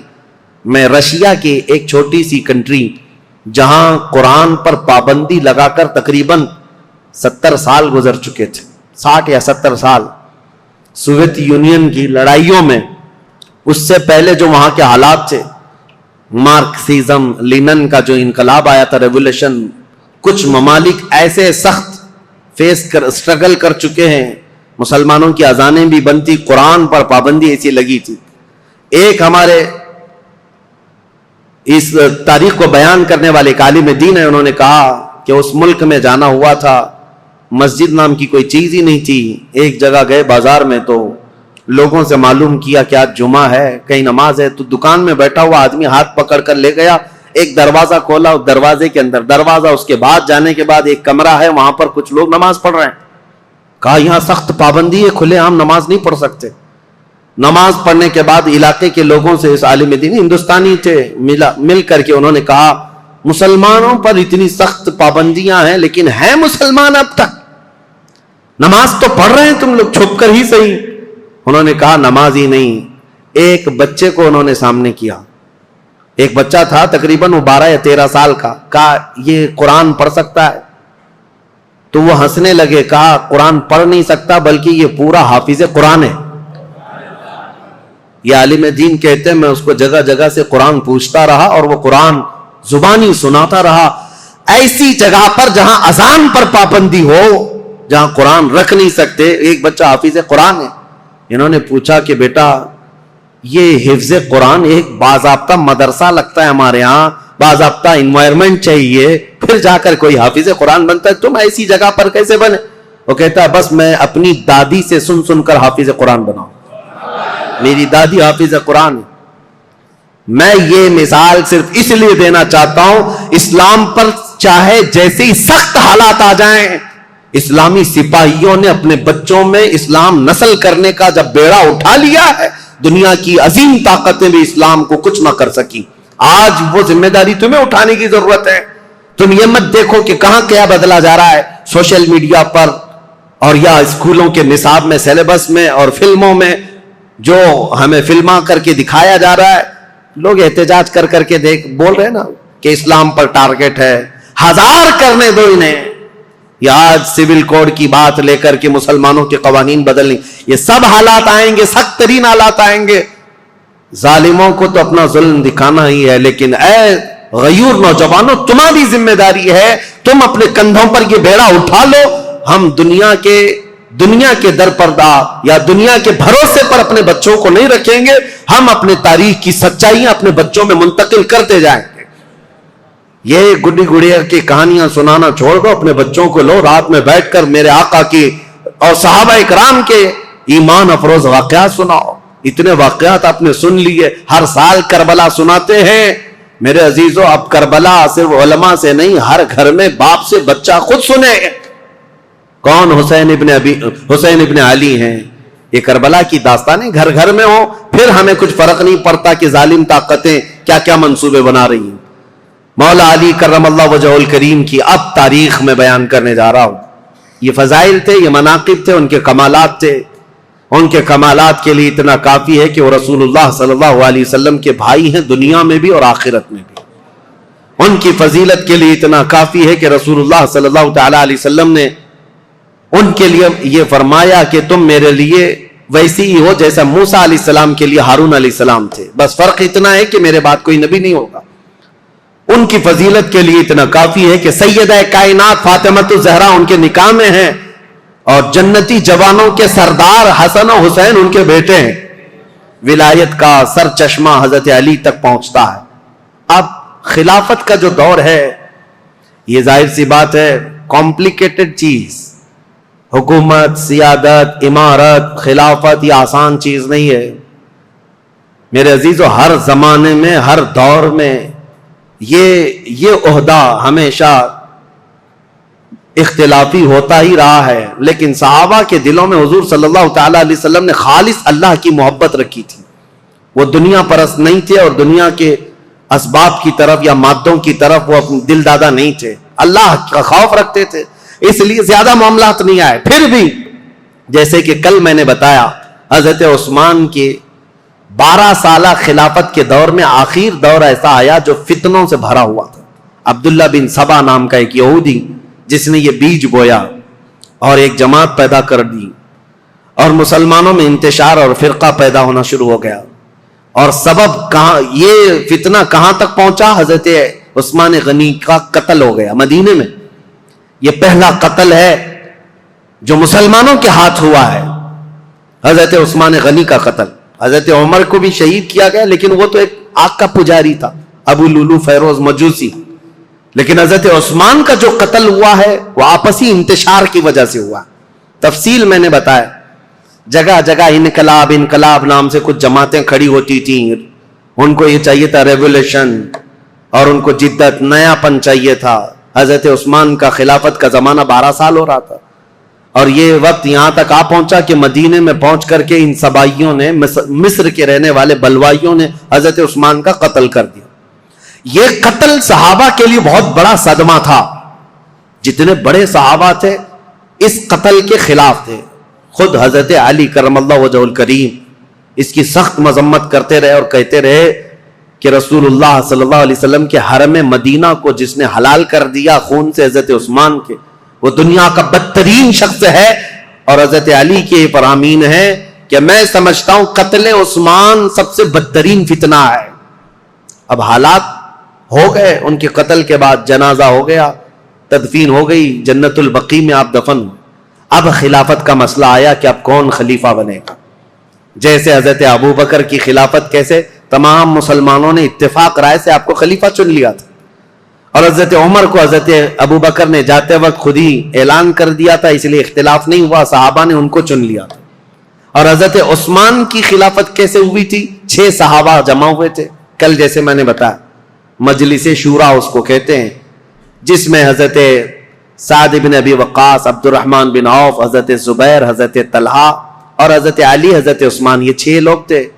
حضرت عمر نے جاتے جاتے ان کو منتخب کیا تھا، یہ 6 لوگ جس کو منتخب کریں گے وہ خلیفہ ہوگا۔ ان 6 میں سے 2 تو پہلے ہی ہٹ گئے کہ ہم کو خلافت کا کوئی ارادہ نہیں ہے، اور باقی جو 2 تھے انہوں نے اپنی خلافت دوسرے کو سپرد کر دی، جیسے حضرت زبیر نے حضرت علی کو دے دیا، حضرت طلحہ نے حضرت عثمان کو۔ بچے 2 ہی تھے، حضرت علی اور حضرت عثمان، جو خلافت کے دعوے دار۔ لیکن حضرت عبد الرحمن بن عوف نے دونوں سے وعدہ لے لیا تھا، ہم جس کی بیعت کریں گے ایک دوسرا اس کی پیروی کرے گا، اطاعت کرے گا۔ تو جب حضرت عثمان کی بیعت ہو گئی تو حضرت علی نے بھی بیعت کیا۔ اب یہ پوری روایت مسند ابی یعلا میں، تاریخ ابن عساکر میں، خود حضرت علی کرم اللہ وجہ الکریم سے منقول یہ روایت میں آپ کے سامنے رکھتا ہوں۔ جب حضرت علی کے ساتھ ایک معاملہ پیش آیا تھا، وہ بھی میں ابھی تاریخ میں بتاتا ہوں، 2 جنگیں ہوئی ہیں جو تاریخ کی بدترین قسم کی، یعنی جس میں مسلمانوں کا بہت بڑا نقصان ہوا ہے۔ ان جنگوں کے متعلق ذکر کرنا مسلمانوں میں یہ ضروری نہیں ہے، لیکن ابھی دور ایسا آ گیا ہے کہ چوہے بہت آ گئے ہیں اور تمہارے وائر کاٹنے پر لگے ہوئے ہیں، اس لیے ہمیں حقیقت تھوڑی بیان کرنی پڑی۔ جنگ جمل، جنگ صفین کے متعلق خلفشار مچا کر رکھا ہے کچھ لوگوں نے، اس لیے حقیقت کیا ہے وہ بتاؤں گا. اس وقت جب بصرہ میں گئے تھے حضرت علی، ایک مشہور تابعی ہیں اور ایک صحابی ہیں حضرت احنف بن قیس، انہوں نے پوچھا تھا حضرت علی سے، اے علی آج آپ اپنے گھوڑے پر سوار ہو کر بصرہ تک آ گئے ہیں، آپ یہ بتائیں رسول پاک صلی اللہ تعالی علیہ وسلم نے کیا آپ کو اس کا حکم دیا تھا، یا آپ یہاں تک کس لیے آئے؟ تب حضرت علی نے تفصیلاً ایک حدیث پر جو حضرت علی سے مروی ہے بیان کیا، کہا لوگوں سنو، میری قرابت رسول اللہ سے کیا ہے وہ بتانے کی چندہ ضرورت نہیں، میری رشتہ داری کیا ہے، لیکن جب رسول کریم صلی اللہ تعالی علیہ وسلم کی وفات ہوئی تو ہمیں ڈر یہ تھا کہ اختلاف پیدا ہو جائے گا مسلمانوں میں، لیکن اللہ کریم ایسا کرم کیا کہ حضرت ابو بکر صدیق کو مہاجرین اور انصار سب نے بالاتفاق خلیفہ مان لیا. حضرت علی کہتے میں بھی اس میں تھا، میں نے بھی حضرت ابو بکر کی خلافت کو تسلیم کیا، اور صرف اتنا نہیں کہ نہ چاہتے ہوئے، بلکہ حضرت علی کہتے وہ اس کے اہل تھے اور اس کے حقدار تھے، ان سے افضل ہم میں کوئی نہیں تھا، میں نے ان کی خلافت کو تسلیم کیا. اور جب انہوں نے جنگوں میں شرکت کا کہا، میں نے جنگوں میں شرکت کی، جتنا انہوں نے مجھے حصہ دیا میں اس میں سے حصہ لیتا رہا. لیکن جب حضرت ابو بکر صدیق کا انتقال ہوا تو حضرت علی کہتے ہیں میرے دل میں یہ خیال تھا، لیکن حضرت ابو بکر نے جانے سے پہلے ایک وصیت کر دی تھی مسلمانوں کو حضرت عمر کے نام پر کہ عمر بن خطاب کو میں صحیح سمجھتا ہوں، تم لوگ اپنا اس کو منتخب کر لو. تو حضرت علی کہتے ہیں حضرت ابو بکر کی ہم حد درجہ تعظیم کرتے تھے، اس لیے ان کے فرمان کے آگے کوئی جا نہیں سکتا تھا، حضرت عمر کو ہم نے خلیفہ بنایا. حضرت علی کہتے ہیں میں نے حضرت عمر کے 10 سالہ زمانے میں جتنی جنگیں انہوں نے مجھے جہاں جہاں بھیجا میں نے شرکت کی، جو مال غنیمت ملتا تھا ان کی طرف سے میں نے سب لیا، اور ہر چیز میں ان کے شانہ بشانہ رہا. پھر جب حضرت عمر کا انتقال ہوا تو وہ کہتے ہیں کہ وہ مجلس شورا بنا کر گئے تھے 6 لوگوں کی، اس میں میں بھی تھا، اور اس میں 6 لوگوں میں جب انتخاب کرنے کی بات آئی تو 2 ہٹ گئے اور 2 نے ہمارے حوالے کر دیا، لاسٹ میں 2 بچ گئے، علی اور عثمان رضی اللہ تعالیٰ عنہما. حضرت علی کہتے ہیں چونکہ عبد الرحمن بن عوف نے مجھ سے یہ وعدہ لیا تھا، وہ 6 میں سے ایک صحابی عبد الرحمن بن عوف بھی ہیں، انہوں نے حضرت علی سے وعدہ لیا تھا اے علی اگر آپ کے علاوہ میں کسی اور کے ہاتھ میں بیعت کروں تو کیا آپ اس کے خلاف جائیں گے؟ حضرت علی کہتے ہرگز نہیں جاؤں گا، آپ جس کی بیعت کو قبول کریں گے میں بھی اس کی بیعت کو قبول کروں گا. حضرت علی کہتے ہیں جب عبد الرحمن بن عوف نے مجھ سے یہ وعدہ لیا تھا اور وعدے کے بعد انہوں نے حضرت عثمان کے ہاتھ میں بیعت کر لی تو میں اپنے وعدے کے خلاف نہیں جا سکتا، میں نے بھی حضرت عثمان کے ہاتھ میں بیعت کر لی. یہ حضرت علی کی خود بیان کردہ روایت میں آپ کے سامنے رکھ رہا ہوں. اور پھر 12 سال گزر گئے حضرت عثمان کے. حضرت علی کہتے ہیں پھر حالات ایسے سنگین ہو گئے کہ حضرت عثمان کا قتل ہو گیا، جو بالکل میرے وہم و گمان میں نہ تھا کہ قتل تک ہو جائے گا. معاملات بدل رہے تھے، فتنہ پھیل چکا تھا، لیکن اتنے سنگین حالات بن گئے کہ ان کا قتل ہو گیا جس سے ہم ہرگز راضی نہیں. اب اس کے بعد بات آتی ہے خلیفہ چننے کی. حضرت زبیر، حضرت طلحہ، یہ 2 ایسے صحابہ ہیں جو عشرہ مبشرہ میں سے رسول اللہ صلی اللہ علیہ وسلم نے جن کو دنیا میں جنت کی بشارت دی، ان میں 2 یہ ہیں. یہ صحابہ بڑے صحابہ کہلاتے تھے، مدینے میں جتنے تھے سب آئے، سب آ کر حضرت علی کے پاس کہنے لگے آپ اپنی بیعت کا اعلان کر دیں اور آپ خلیفہ ہیں. حضرت علی نے کہا مجھے اس کی خواہش نہیں، میں خلیفہ کی بجائے وزیر بننا پسند کروں گا، تم میں سے جو چاہے خلیفہ بن جاؤ. کیونکہ حالات ایسے تھے اس وقت حضرت علی کو خلیفہ بنایا جا رہا ہے جب انتشار بہت پھیل چکا تھا، امن کا دور نہیں تھا، جگہ جگہ جماعتیں کھڑی ہو گئی تھی، سبائی فتنہ، کوفہ میں الگ، بصرہ میں الگ، عراق میں الگ اور شام میں الگ اور مدینہ مکہ والے الگ. یہ حالات پر حضرت علی کو خلیفہ بنایا جا رہا ہے. حضرت علی نے منع کیا، اس کے بعد پھر لوگوں نے اصرار کیا آپ سے بہتر ہماری جماعت میں کوئی نہیں. حضرت علی کہتے ہیں جب انہوں نے اصرار کیا تو میں نے اللہ اس کے رسول کے احکام کی شرط پر اور خلفائے ثلاثہ جو گزر چکے ان کی اتباع، ان کی پیروی پر سب کی بیعت لینا شروع کیا. حضرت علی جب بیعت لینے لگے، یہ تقریباً 35 ہجری کا واقعہ ہے. حضور صلی اللہ تعالی علیہ وسلم کی وفات کو 25 سال گزر چکے تھے. یہ 35ویں ہجری میں حضرت علی رضی اللہ تعالیٰ عنہ خلافت پر متمکن ہوئے مدینہ طیبہ میں. اب خلافت کا پہلا دور ہے، یعنی ابھی پہلا دن ہے. آپ بہترین خطیب تھے. حضرت علی کرم اللہ وجہ الکریم خطبہ بہت اعلیٰ دیا کرتے. خطبے کے بعد آپ یہ جو فتنہ پھیلا تھا اس کو ٹھنڈا کرنے کے لیے کوششیں فرما رہے تھے. لیکن اسی اثنا میں ہوا کیا، حضرت علی رضی اللہ تعالیٰ عنہ نے چند دنوں کے بعد بہت سخت قسم کے فیصلے لیے. اس سے معاملات اور سخت ہو گئے. کیا؟ آپ نے ملک شام کے گورنر امیر معاویہ رضی اللہ تعالیٰ، جو 22 سال سے گورنر تھے حضرت عمر کے زمانے سے، حضرت علی یہ کہتے تھے کہ اب ان کو گورنری سے میں معزول کرتا ہوں. حضرت امیر معاویہ کو اور مصر کے گورنر کو اور کئی جگہ کے گورنروں کو ایک ساتھ معزول کرنے کے لیٹر آپ نے جاری کر دی. جبکہ جو اکابر صحابہ تھے اس میں حضرت ابو موسیٰ اشعری، حضرت عمرو بن عاص، کئی صحابہ آ کر آپ کو مشورہ یہ دے رہے تھے کہ اس وقت یہ فیصلہ لینا اچھا نہیں، حالات بہت بگڑے ہوئے. حضرت عثمان کا قتل ہوا ہے، پہلے آپ اپنی بیعت سب سے لے لیجیے، اس کے بعد ان کے معزول کرنے کا حکم جاری کیجیے. حضرت علی نے حالات کی سنگینی کے اعتبار سے یہ خط جاری تو کر دیا، لیٹر بھیج دیا. پھر میں کہتا ہوں ادب کا دائرہ ساتھ رکھنا ہے سنیوں، تولنا نہیں صحابہ کو ادھر ادھر. حالات جو ہوئے جیسے ہوئے، لیکن وہ رسول اللہ کے صحابہ ہیں. ان کے اختلافات یا ان کے مشاجرات کو بیان کرنا ہی حرام ہے، لیکن یہاں تاریخی سچائیاں تمہارے ذہنوں میں رہیں، اس لیے میں یہ عرض کر رہا ہوں تاکہ کوئی دوسرا چوہا آ کر کے تمہیں کبھی اس کے بارے میں کبھی اس کے بارے میں نہ بیان کرتے. جیسے حضرت امیر معاویہ کو ٹرول کرتے کرتے آج اتنی گندی باتیں کہنے لگ گئے لوگ جو حقیقت میں ہے نہیں. ہاں کچھ معاملات تو ہوئے ہیں لیکن ایسے نہیں ہیں. حضرت علی نے ان کی معزولی کا لیٹر جاری کیا، حالات سنگین ہو گئے. ظاہر سی بات ہے 22 سال سے وہ گورنر تھے. اب یہاں حالات یہ ہو گئے کہ حضرت امیر معاویہ نے سب سے پہلے یہ اعلان کیا کہ حضرت علی اب خلیفہ اگر ہو گئے ہیں تو ان کی خلافت کا پہلا کام یہ ہونا چاہیے جنہوں نے حضرت عثمان ابن عفان کو قتل کیا، پہلے ان قاتلوں کو پکڑ کر قصاص لینا چاہیے. خلیفہ اسلام کا قتل ہوا ہے، عام آدمی کا قتل نہیں ہوا ہے.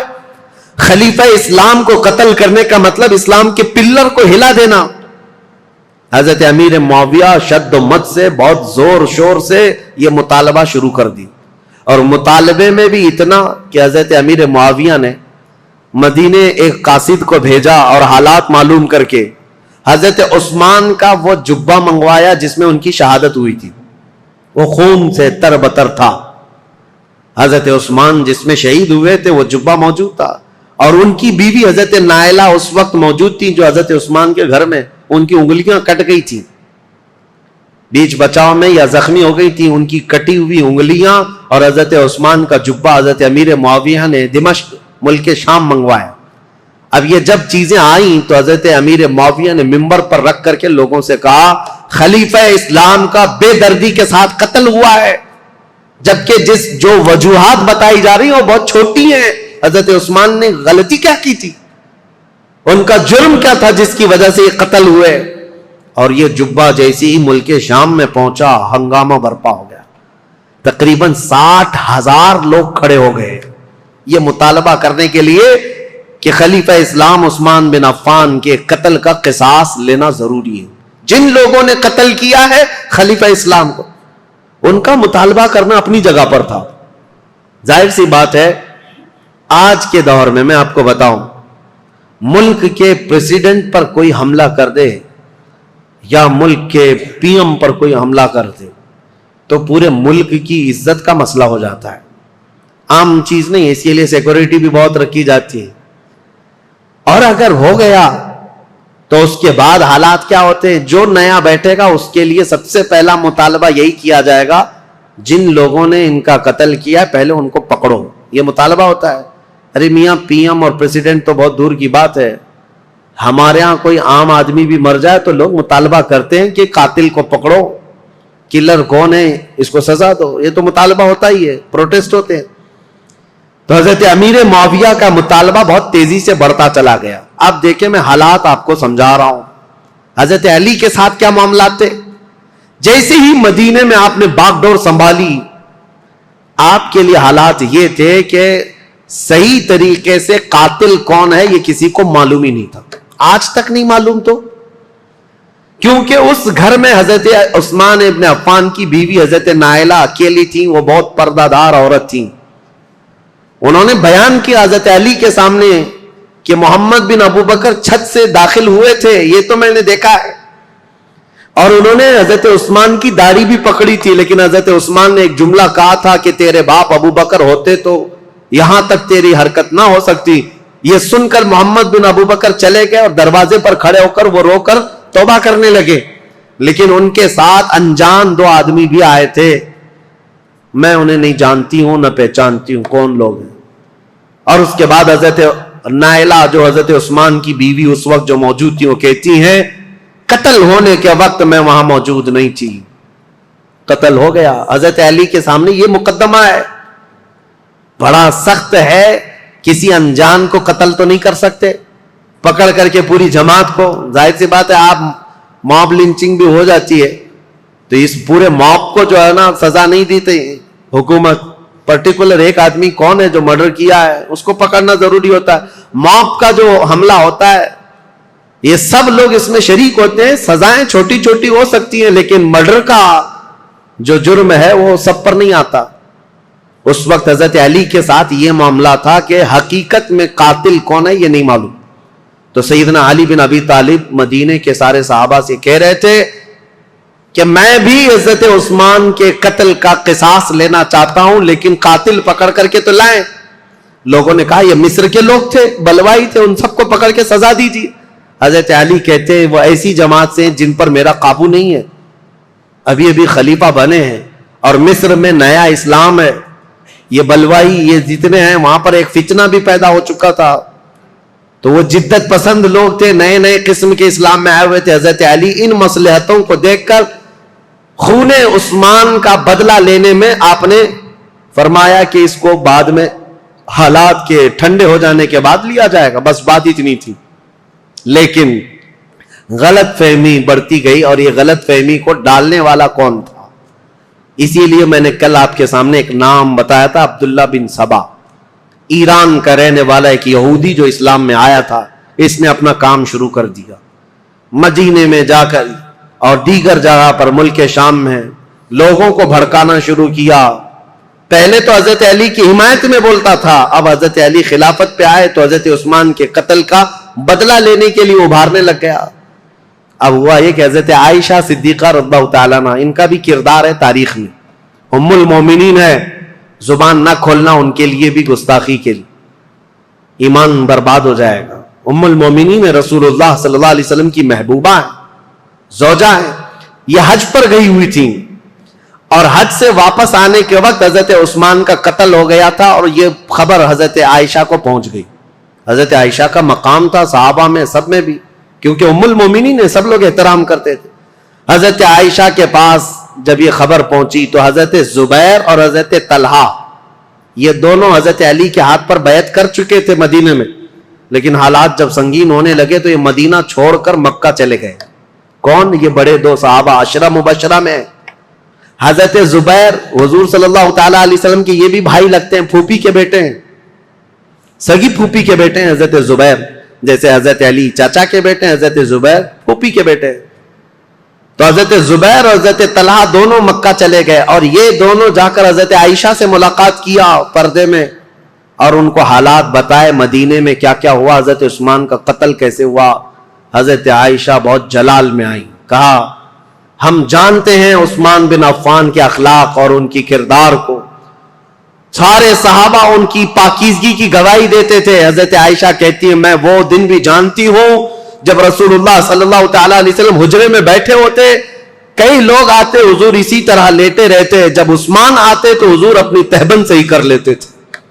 حضرت عائشہ کہتی ہیں میں گواہ ہوں اور میں پوچھتی یا رسول اللہ عثمان کے آنے پر اپنی تہبند آپ پیر سے نیچے تک کرتے ہیں اور اٹھ کر بیٹھتے ہیں، کیوں ایسا؟ حضرت عثمان کے متعلق حضور نے فرمایا اے عائشہ کیا میں اس سے حیا نہ کروں جس سے اللہ کے فرشتے حیا کرتے ہیں؟ اللہ کے فرشتے جس سے حیا کرتے. میرے عزیز، حضرت عائشہ نے جب یہ کہا اور وہ جلال میں آئیں، واپس مکہ لوٹ کر آئیں، کہا جب مدینے کے حالات اتنے خراب ہو گئے تو اب کیا کرنا چاہیے؟ مکہ والوں کو جمع کر کے حضرت عائشہ نے خطبہ دیا، اور اس خطبے میں آپ نے یہی فرمایا کہ عثمان بن عفان خلیفہ اسلام تھے، خلیفہ برحق تھے، ان کا قتل پورے اسلام کے لیے کلنک ہے، اس کا بدلہ تو لینا ہوگا، قصاص ضروری ہے، ورنہ اسلام پر یہ دھبا ہمیشہ کے لیے رہ جائے گا۔ حضرت عائشہ کی تقریر پر جوش آیا لوگوں میں، اور پھر مکہ والے بھی جمع ہو گئے۔ مکہ والوں نے سب آ کر کے حضرت عائشہ سے کہا کہ یہ بدلہ لینے کا طریقہ کیا ہے؟ حضرت علی خلیفہ ہو گئے اور انہوں نے سب سے بیعت لی ہے، لیکن طریقہ کیا ہے؟ حضرت عائشہ اب اس بارے میں مشورہ کر رہی تھی، ہاں طریقہ کیا ہے، اس پر بھی تو سوچنا چاہیے کہ خون عثمان کا بدلہ لینا ہے، لیکن وہ قوم مصر کے رہنے والی ہے اور مصر میں ہماری پہنچ نہیں، کیسے؟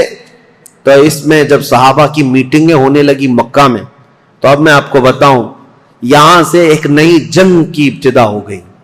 حضرت عائشہ اپنی اونٹنی پر سوار ہو کر، پہلے لوگوں نے کہا کہ ملک شام چلتے ہیں، امیر معاویہ نے بھی خون کے بدلے کا اعلان کیا، یا پھر مدینے چلتے ہیں، لیکن ان دونوں رائے کو آپ نے، حضرت عائشہ صدیقہ نے چھوڑ دیا اور بصرہ کی طرف آپ روانہ ہو گئیں۔ بصرہ عراق کا ایک شہر ہے۔ اس بیچ میں کئی ایسے محتاط صحابہ ہیں جو اس جنگ میں شامل نہیں ہوئے۔ حضرت عائشہ جب جانے لگیں، کیونکہ میٹنگیں اتنی ہو گئی تھیں، اور جب لوگ یہ کہنے لگے کہ یہ بدلہ لینا تو خلیفہ وقت کا کام ہے، تو حضرت علی اس وقت بدلہ قصاص لینے پر تیار نہیں تھے، یا یہ فرما رہے تھے کہ ابھی اس قوم سے ہمارا پالا نہیں ہے، یا اس قوم پر ہمارا قابو نہیں ہے، ہم بعد میں بدلہ لیں گے۔ لیکن یہ مطالبہ شدت اختیار کر گیا۔ اب حضرت علی کو مدینے میں بھی آ کر خبر پہنچ گئی کہ حضرت عائشہ لوگوں میں جمع ہو گئی، اور انہوں نے خون عثمان کا قصاص لینے کا اعلان کر دیا۔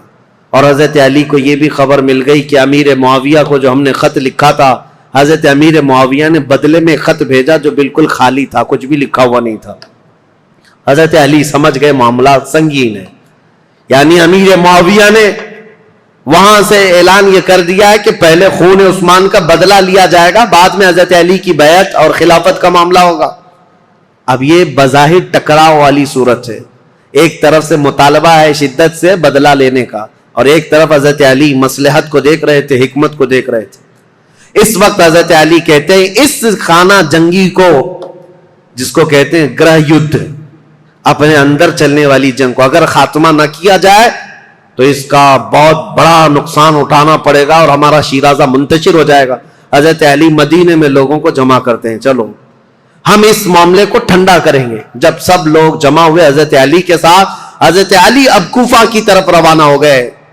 حضرت علی کے ساتھ اس وقت 10,000 لوگ تھے۔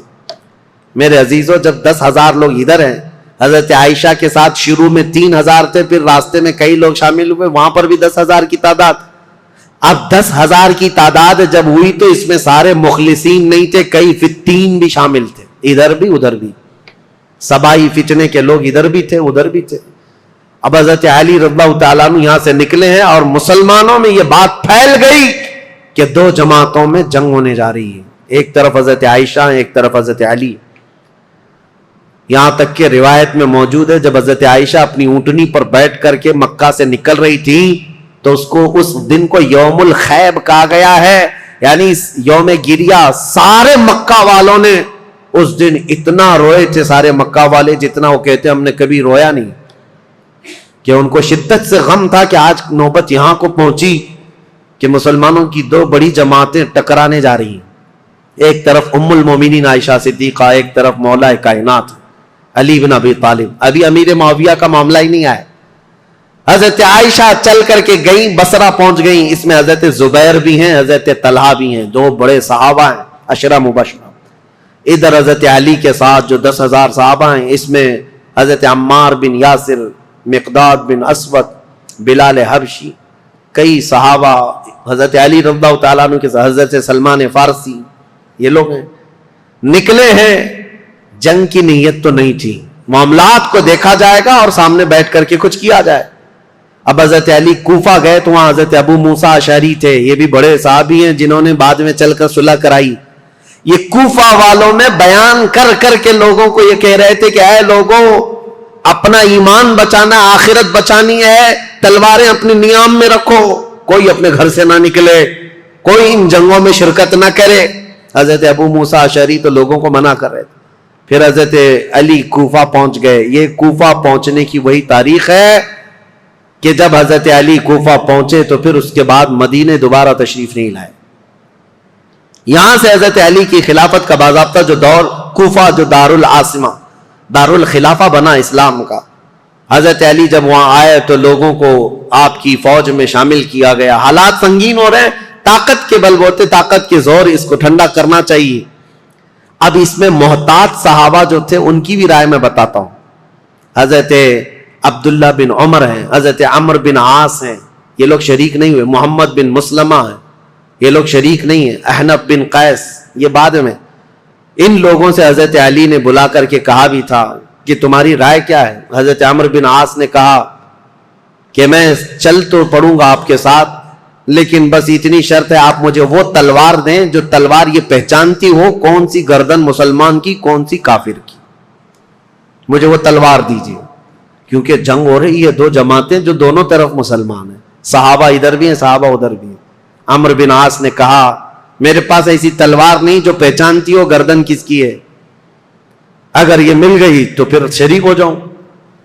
اس کے بعد حضرت محمد بن مسلمہ کو بلا کر پوچھا کہ آپ کیوں نہیں؟ کہا میں نے رسول اللہ صلی اللہ تعالی علیہ وسلم سے سنا تھا، میرے آقا نے فرمایا تھا محمد بن مسلمہ اس تلوار کو کبھی نیچے ہونے نہیں دینا، اعلاء کلمت الحق کے لیے استعمال کرنا، اور جس دن یہ نوبت آ جائے کہ یہ تلوار تجھے کسی مسلمان پر اٹھانی پڑے تو احد پہاڑ کے پاس جا کر کسی پتھر پر تیری تلوار توڑ دینا۔ محمد بن مسلمہ کہتے ہیں کل رات جا کر میں نے اپنی تلوار توڑ دی، آج نوبت یہاں پہنچ گئی ہے کہ ہمیں تلوار اٹھانی پڑ رہی ہے، میں تو تلوار توڑ چکا ہوں۔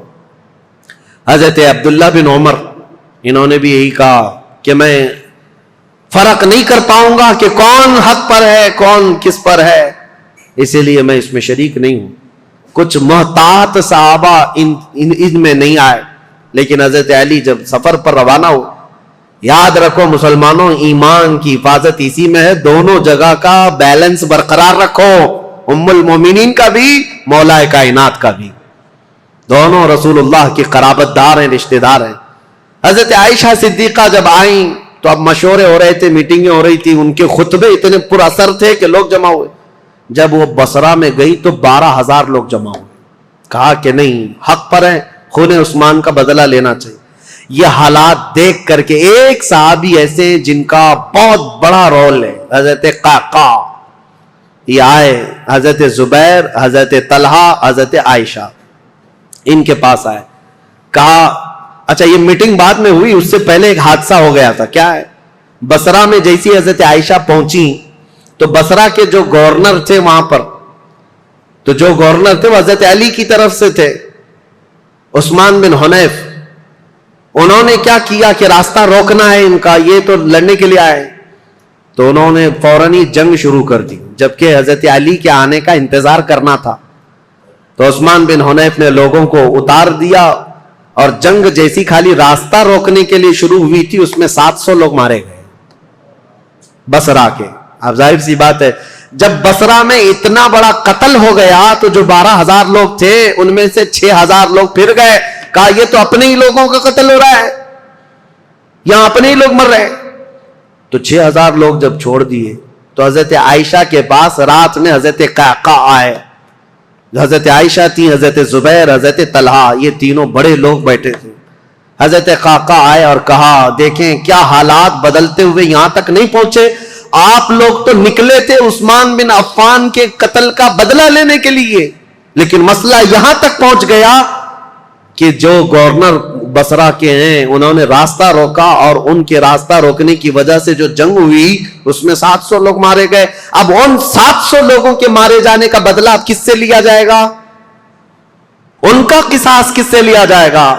اب آپ کے ایک ایک فوجی سے وہ قصاص لینا پڑے گا، اتنے مر گئے، تو ڈائیورٹ ہو جائے گا مسئلہ، کہاں آپ کس کام کے لیے نکلے تھے اور کس کام میں آ گئے۔ کل کو اگر گورنر بصرہ کے عثمان بن حنیف کا قتل ہوتا ہے تو پھر یہ مطالبہ بدل جائے گا. اب آپ کے بارے میں بھی لوگ یہ کہیں گے تم تو نکلے تھے عثمان بن عفان کے قتل کا بدلہ لینے کے لیے, لیکن تم نے اپنے ہاتھوں سے بصرہ کے گورنر کا قتل کیا, اب ان کا قصاص ہم آپ سے لیں گے, بات تو برابر ہو جائے گی. حضرت قعقاع کی یہ باتیں اتنی اثر کر گئیں, حضرت عائشہ نے کہا قعقاع جو کہتے ہیں بالکل سچ ہے, ہمیں جنگ نہیں کرنی چاہیے, ہمیں جنگ نہیں کرنی چاہیے. حضرت زبیر, حضرت طلحہ کے پاس بھی وہ آئے, اسی طرح کی تقریر کی. تینوں نے کہا حضرت علی سے ہماری ذاتی کوئی دشمنی نہیں, صرف اسلام کے اس پلر کو کوئی ہلا نہ پائے اس لیے ہمارا یہ مطالبہ تھا, لیکن آپ کی بات صحیح ہے کہ اب یہ جنگ چھڑ جائے تو اپنوں کا قتل بہت زیادہ ہوگا. تو حضرت قعقاع سے ان تینوں نے کہا جو باتیں آپ نے ہم سے کی ہیں یہی باتیں علی بن ابی طالب سے بھی کرو, اگر وہ بھی راضی ہیں یہ مصالحت کے لیے تو جنگ کی ضرورت ہی نہیں.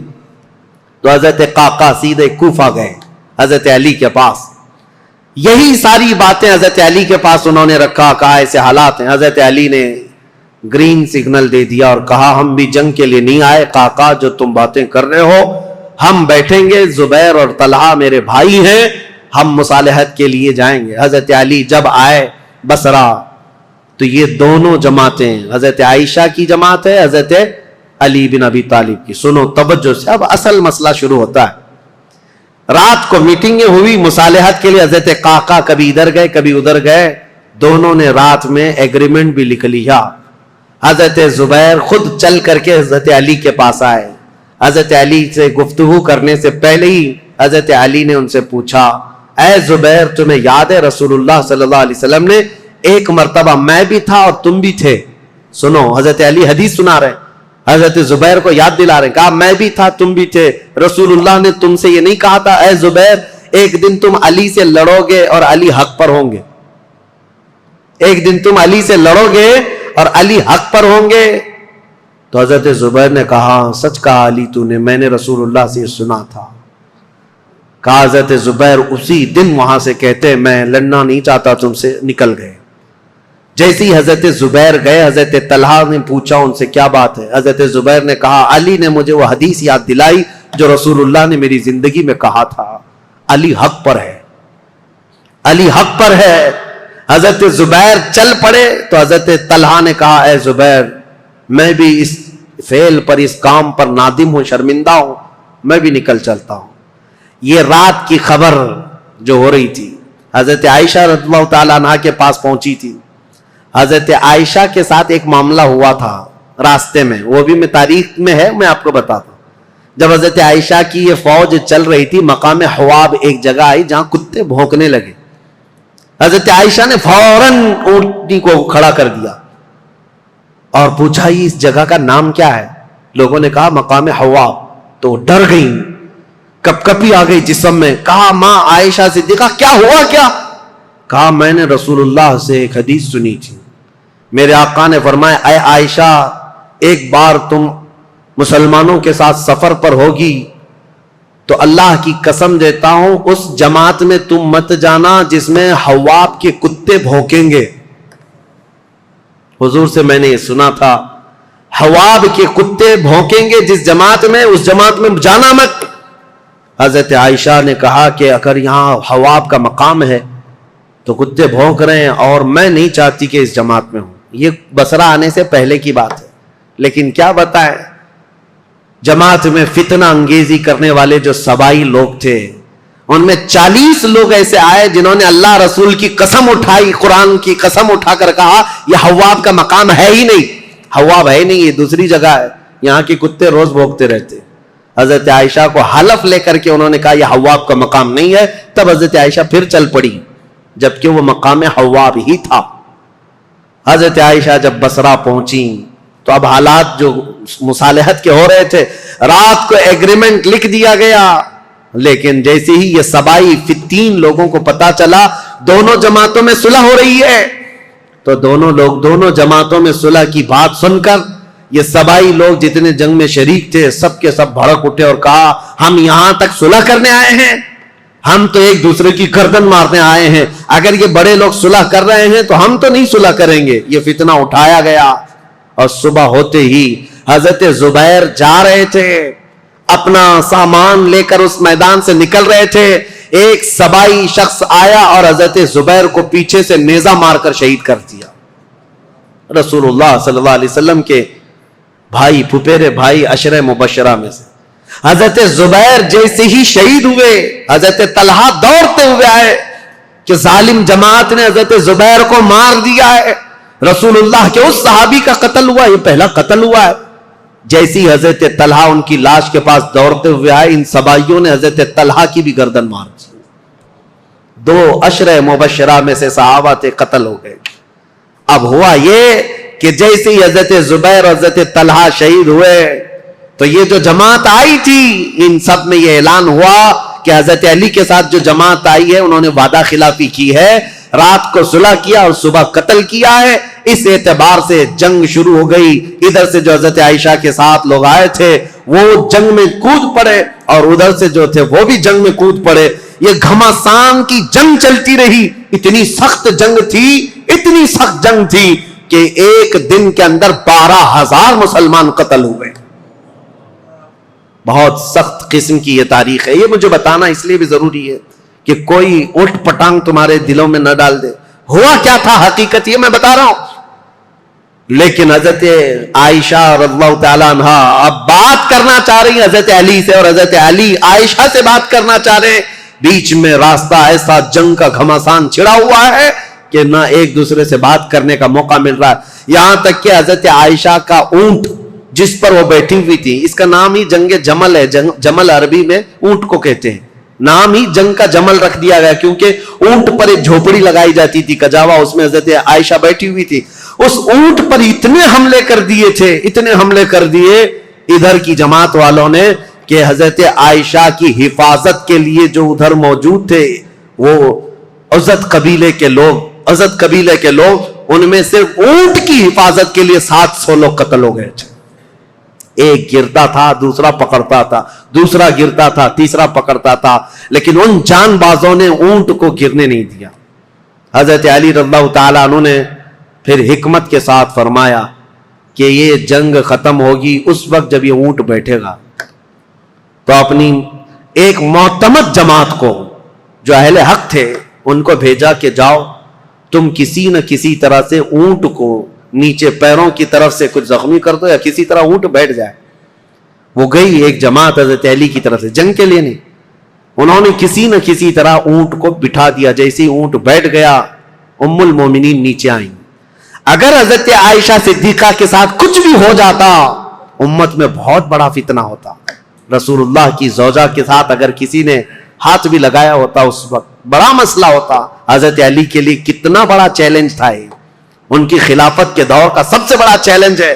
ایک طرف ام المومنین کی عزت کو بچانا ہے کیونکہ پورے مومنین کا وقار ہے، رسول اللہ کا گھر ہے، تو حضرت علی نے گرنے نہیں دیا۔ اور اس کے بعد حضرت علی رضی اللہ تعالیٰ عنہ نے پیغام بھیجا حضرت عائشہ کو کسی نہ کسی طرح سے اس کجاوے سے نکال کر لایا۔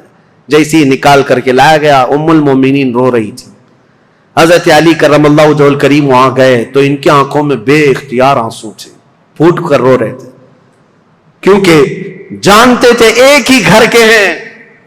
حضرت علی رضی اللہ تعالیٰ عنہ سے سب سے پہلے حضرت عائشہ کھڑی ہوئی، کہا اے علی بن ابی طالب، صرف ایک غلط فہمی کی وجہ سے یہاں تک معاملہ پہنچ گیا۔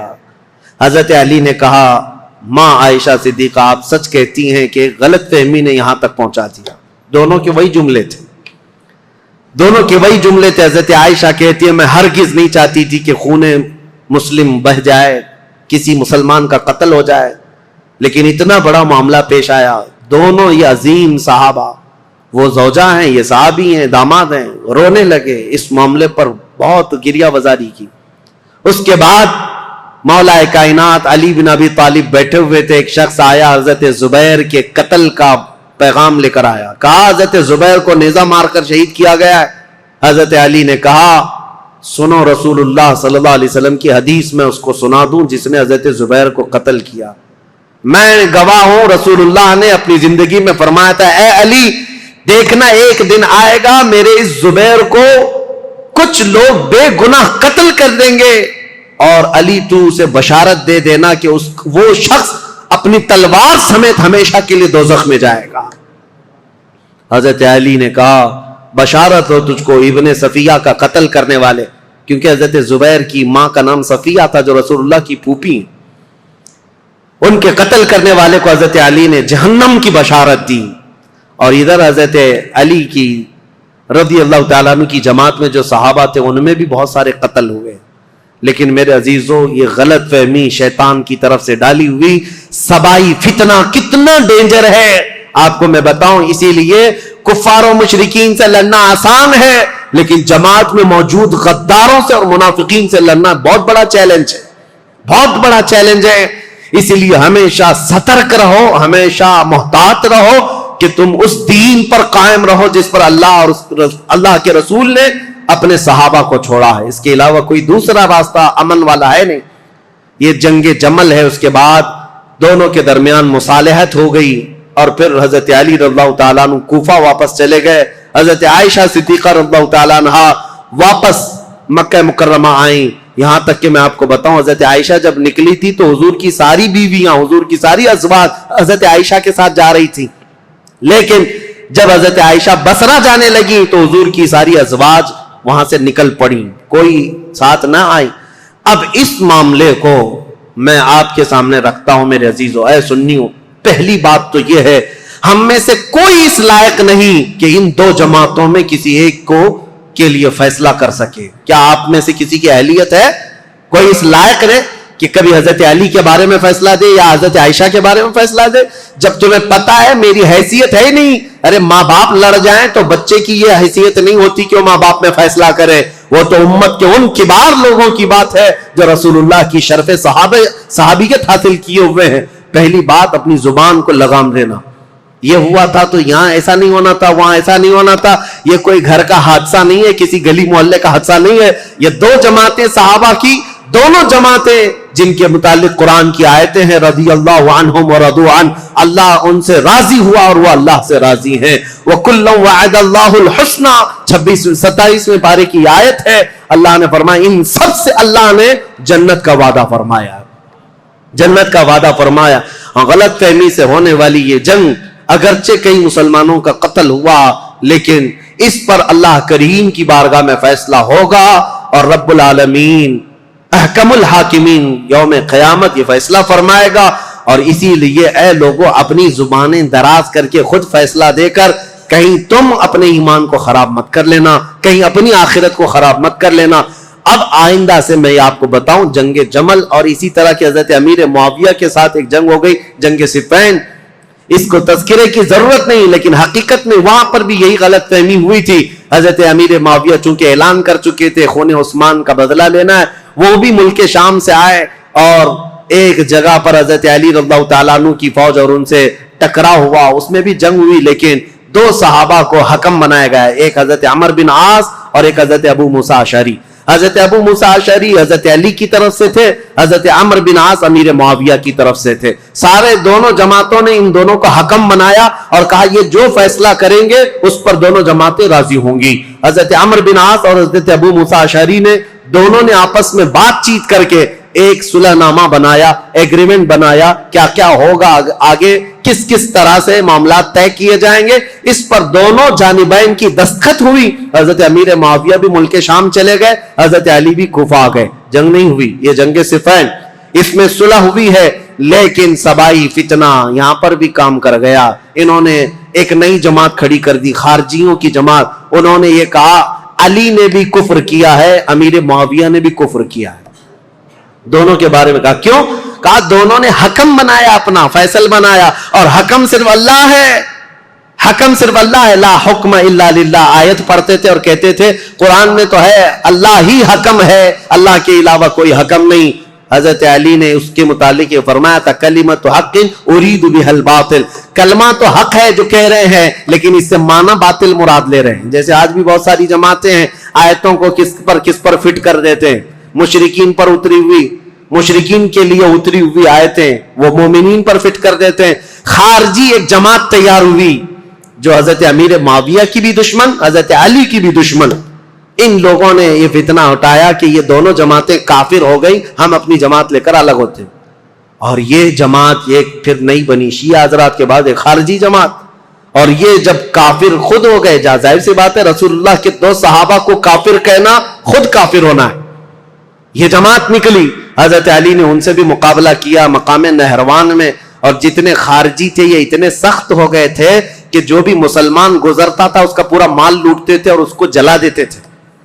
حضرت علی کی دشمنی میں مسلمانوں کے دشمن ہو گئے. تو پھر حضرت علی نے ان کے ساتھ مقابلہ کیا اور وہ جتنے خارجی ہوئے تھے ان کو قتل کیا. چند خارجی بچ کر کے وہاں سے نکل کر بھاگے اور انہوں نے اپنی الگ الگ جماعتیں بنائی.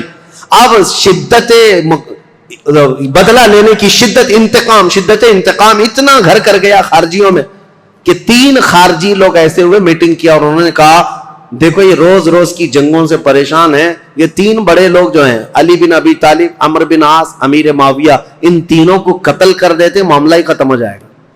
نعوذ باللہ. یہ 3 کاموں کے لیے عبد الرحمن بن ملجم، عمرو بن بکیر اور ایک شخص اور تھا برکہ بن عماد یا کچھ اس کا نام برکہ تھا. یہ 3 خارجی لوگ تھے. میٹنگ کیا، کہا ہم تینوں ایک ہی دن کا انتخاب کرتے ہیں، ایک ہی دن تینوں کو ماریں گے.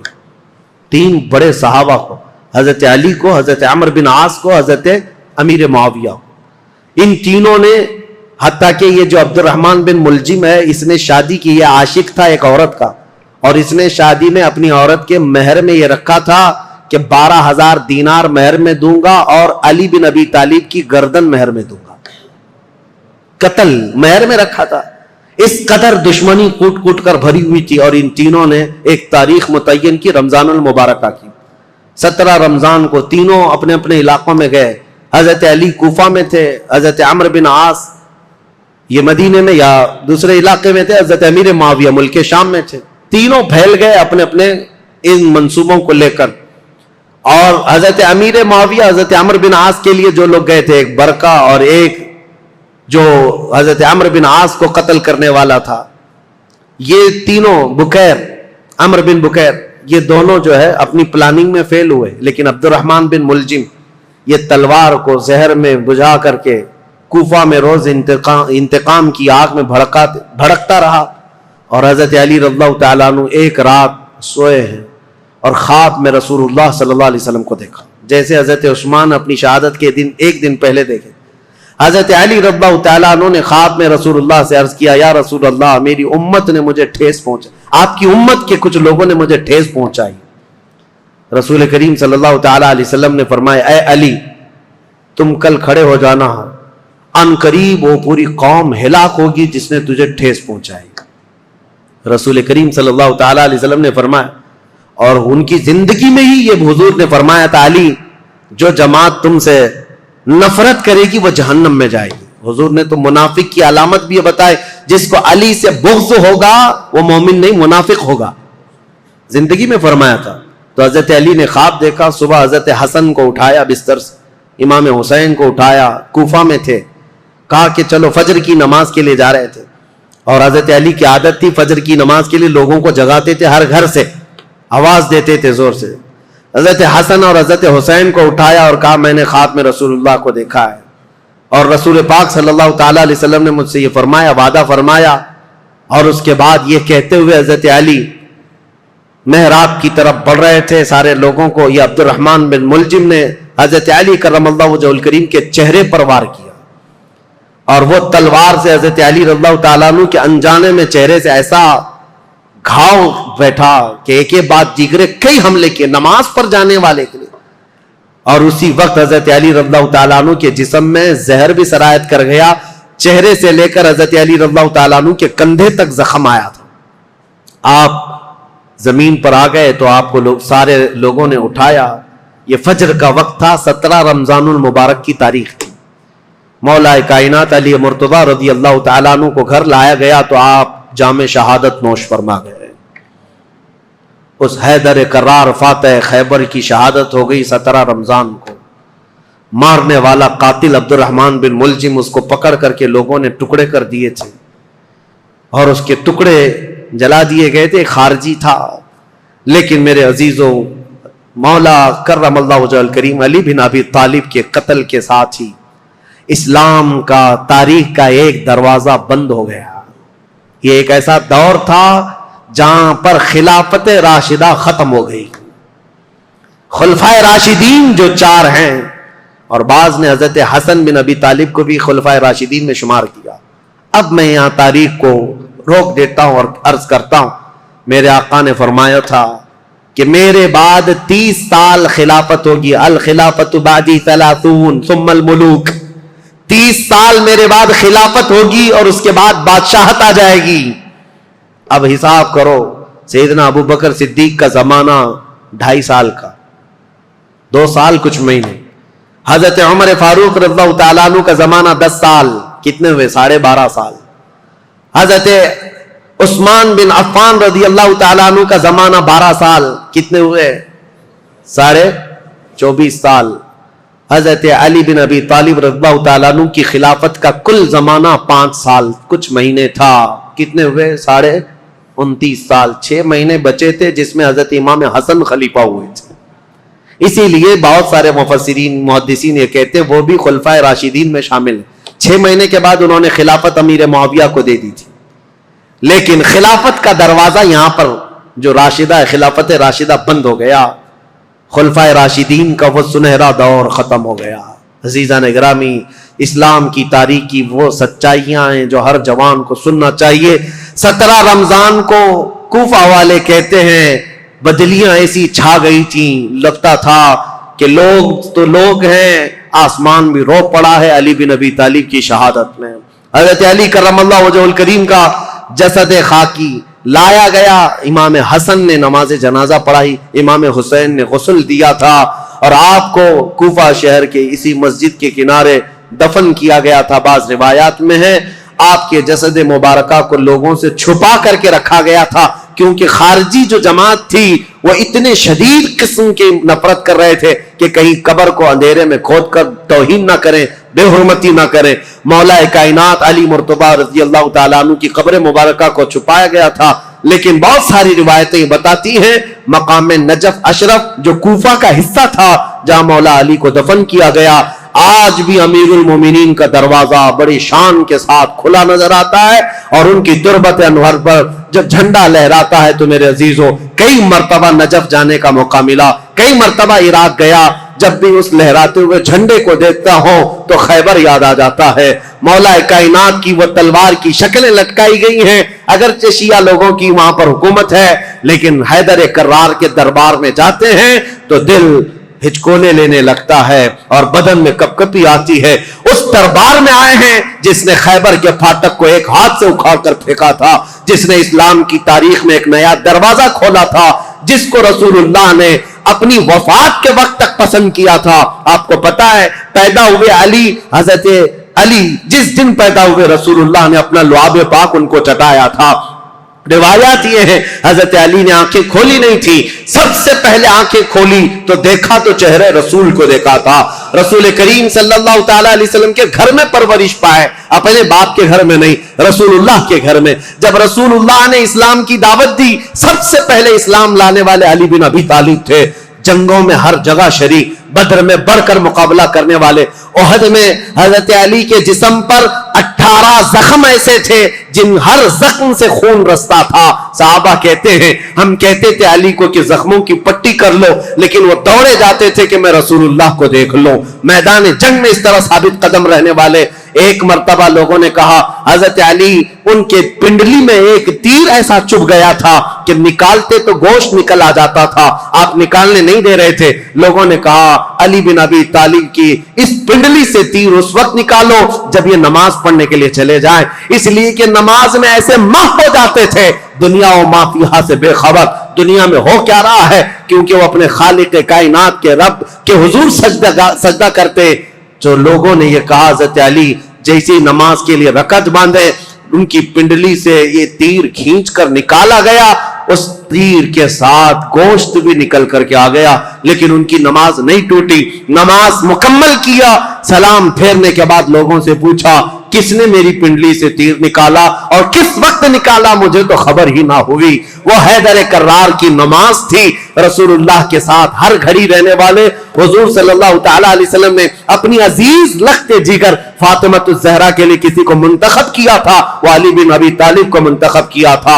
اور یہ بات بھی بتا دوں، رسول اللہ نے اپنے جانے کے وقت جن لوگوں کا نام فرمایا تھا کہ میں ان لوگوں سے راضی ہوں، وہ کون لوگ تھے جن کے ناموں میں حضرت علی کا نام تھا؟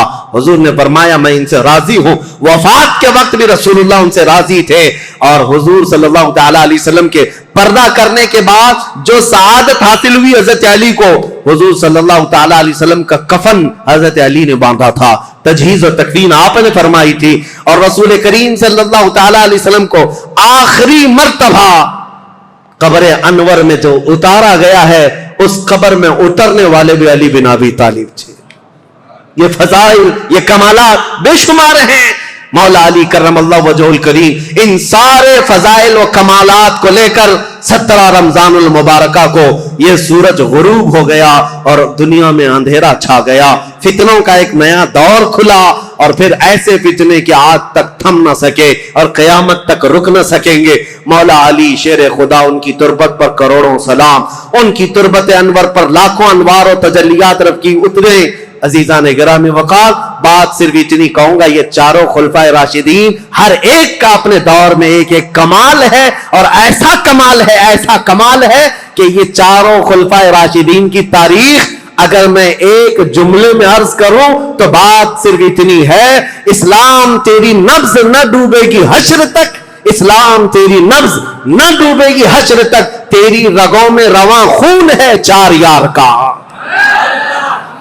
تیری رگوں میں رواں خون ہے 4 یار کا۔ اسلام کی یہ سرسبز و شادابی جو آج دیکھتے ہیں، یہ رسول اللہ کے ان خلفائے راشدین کا خون ہے، ان کی محنتیں ہیں، ان کا کردار ہے، اور آج بھی دنیا یہ خلفاء کی مثال لانے سے عاجز ہے۔ بڑے بڑے بادشاہ آئے ہوں گے، لیڈر آئے ہوں گے، حکمران آئے ہوں گے، لیکن میرے مصطفیٰ کی یہ 4 غلام کوئی لا کر کے دکھا دے، وہ کوئی دنیا اس طرح کے غلام لا نہ سکے گی۔ حیدر کرار جو ٹوٹی چٹائی پر بیٹھ کر لوہے محفوظ کا مطالعہ کرتے ہوں، رسول اللہ صلی اللہ تعالی علیہ وسلم کے ان غلاموں کی تربت پر مولا کروڑوں رحمت نازل فرما۔ اخیر میں دعا ہے مولا تاریخ اسلام کی یہ سچائیاں پوری کائنات میں موجود ہر مسلمان نوجوان کے سینے میں جاگزیں فرما دے۔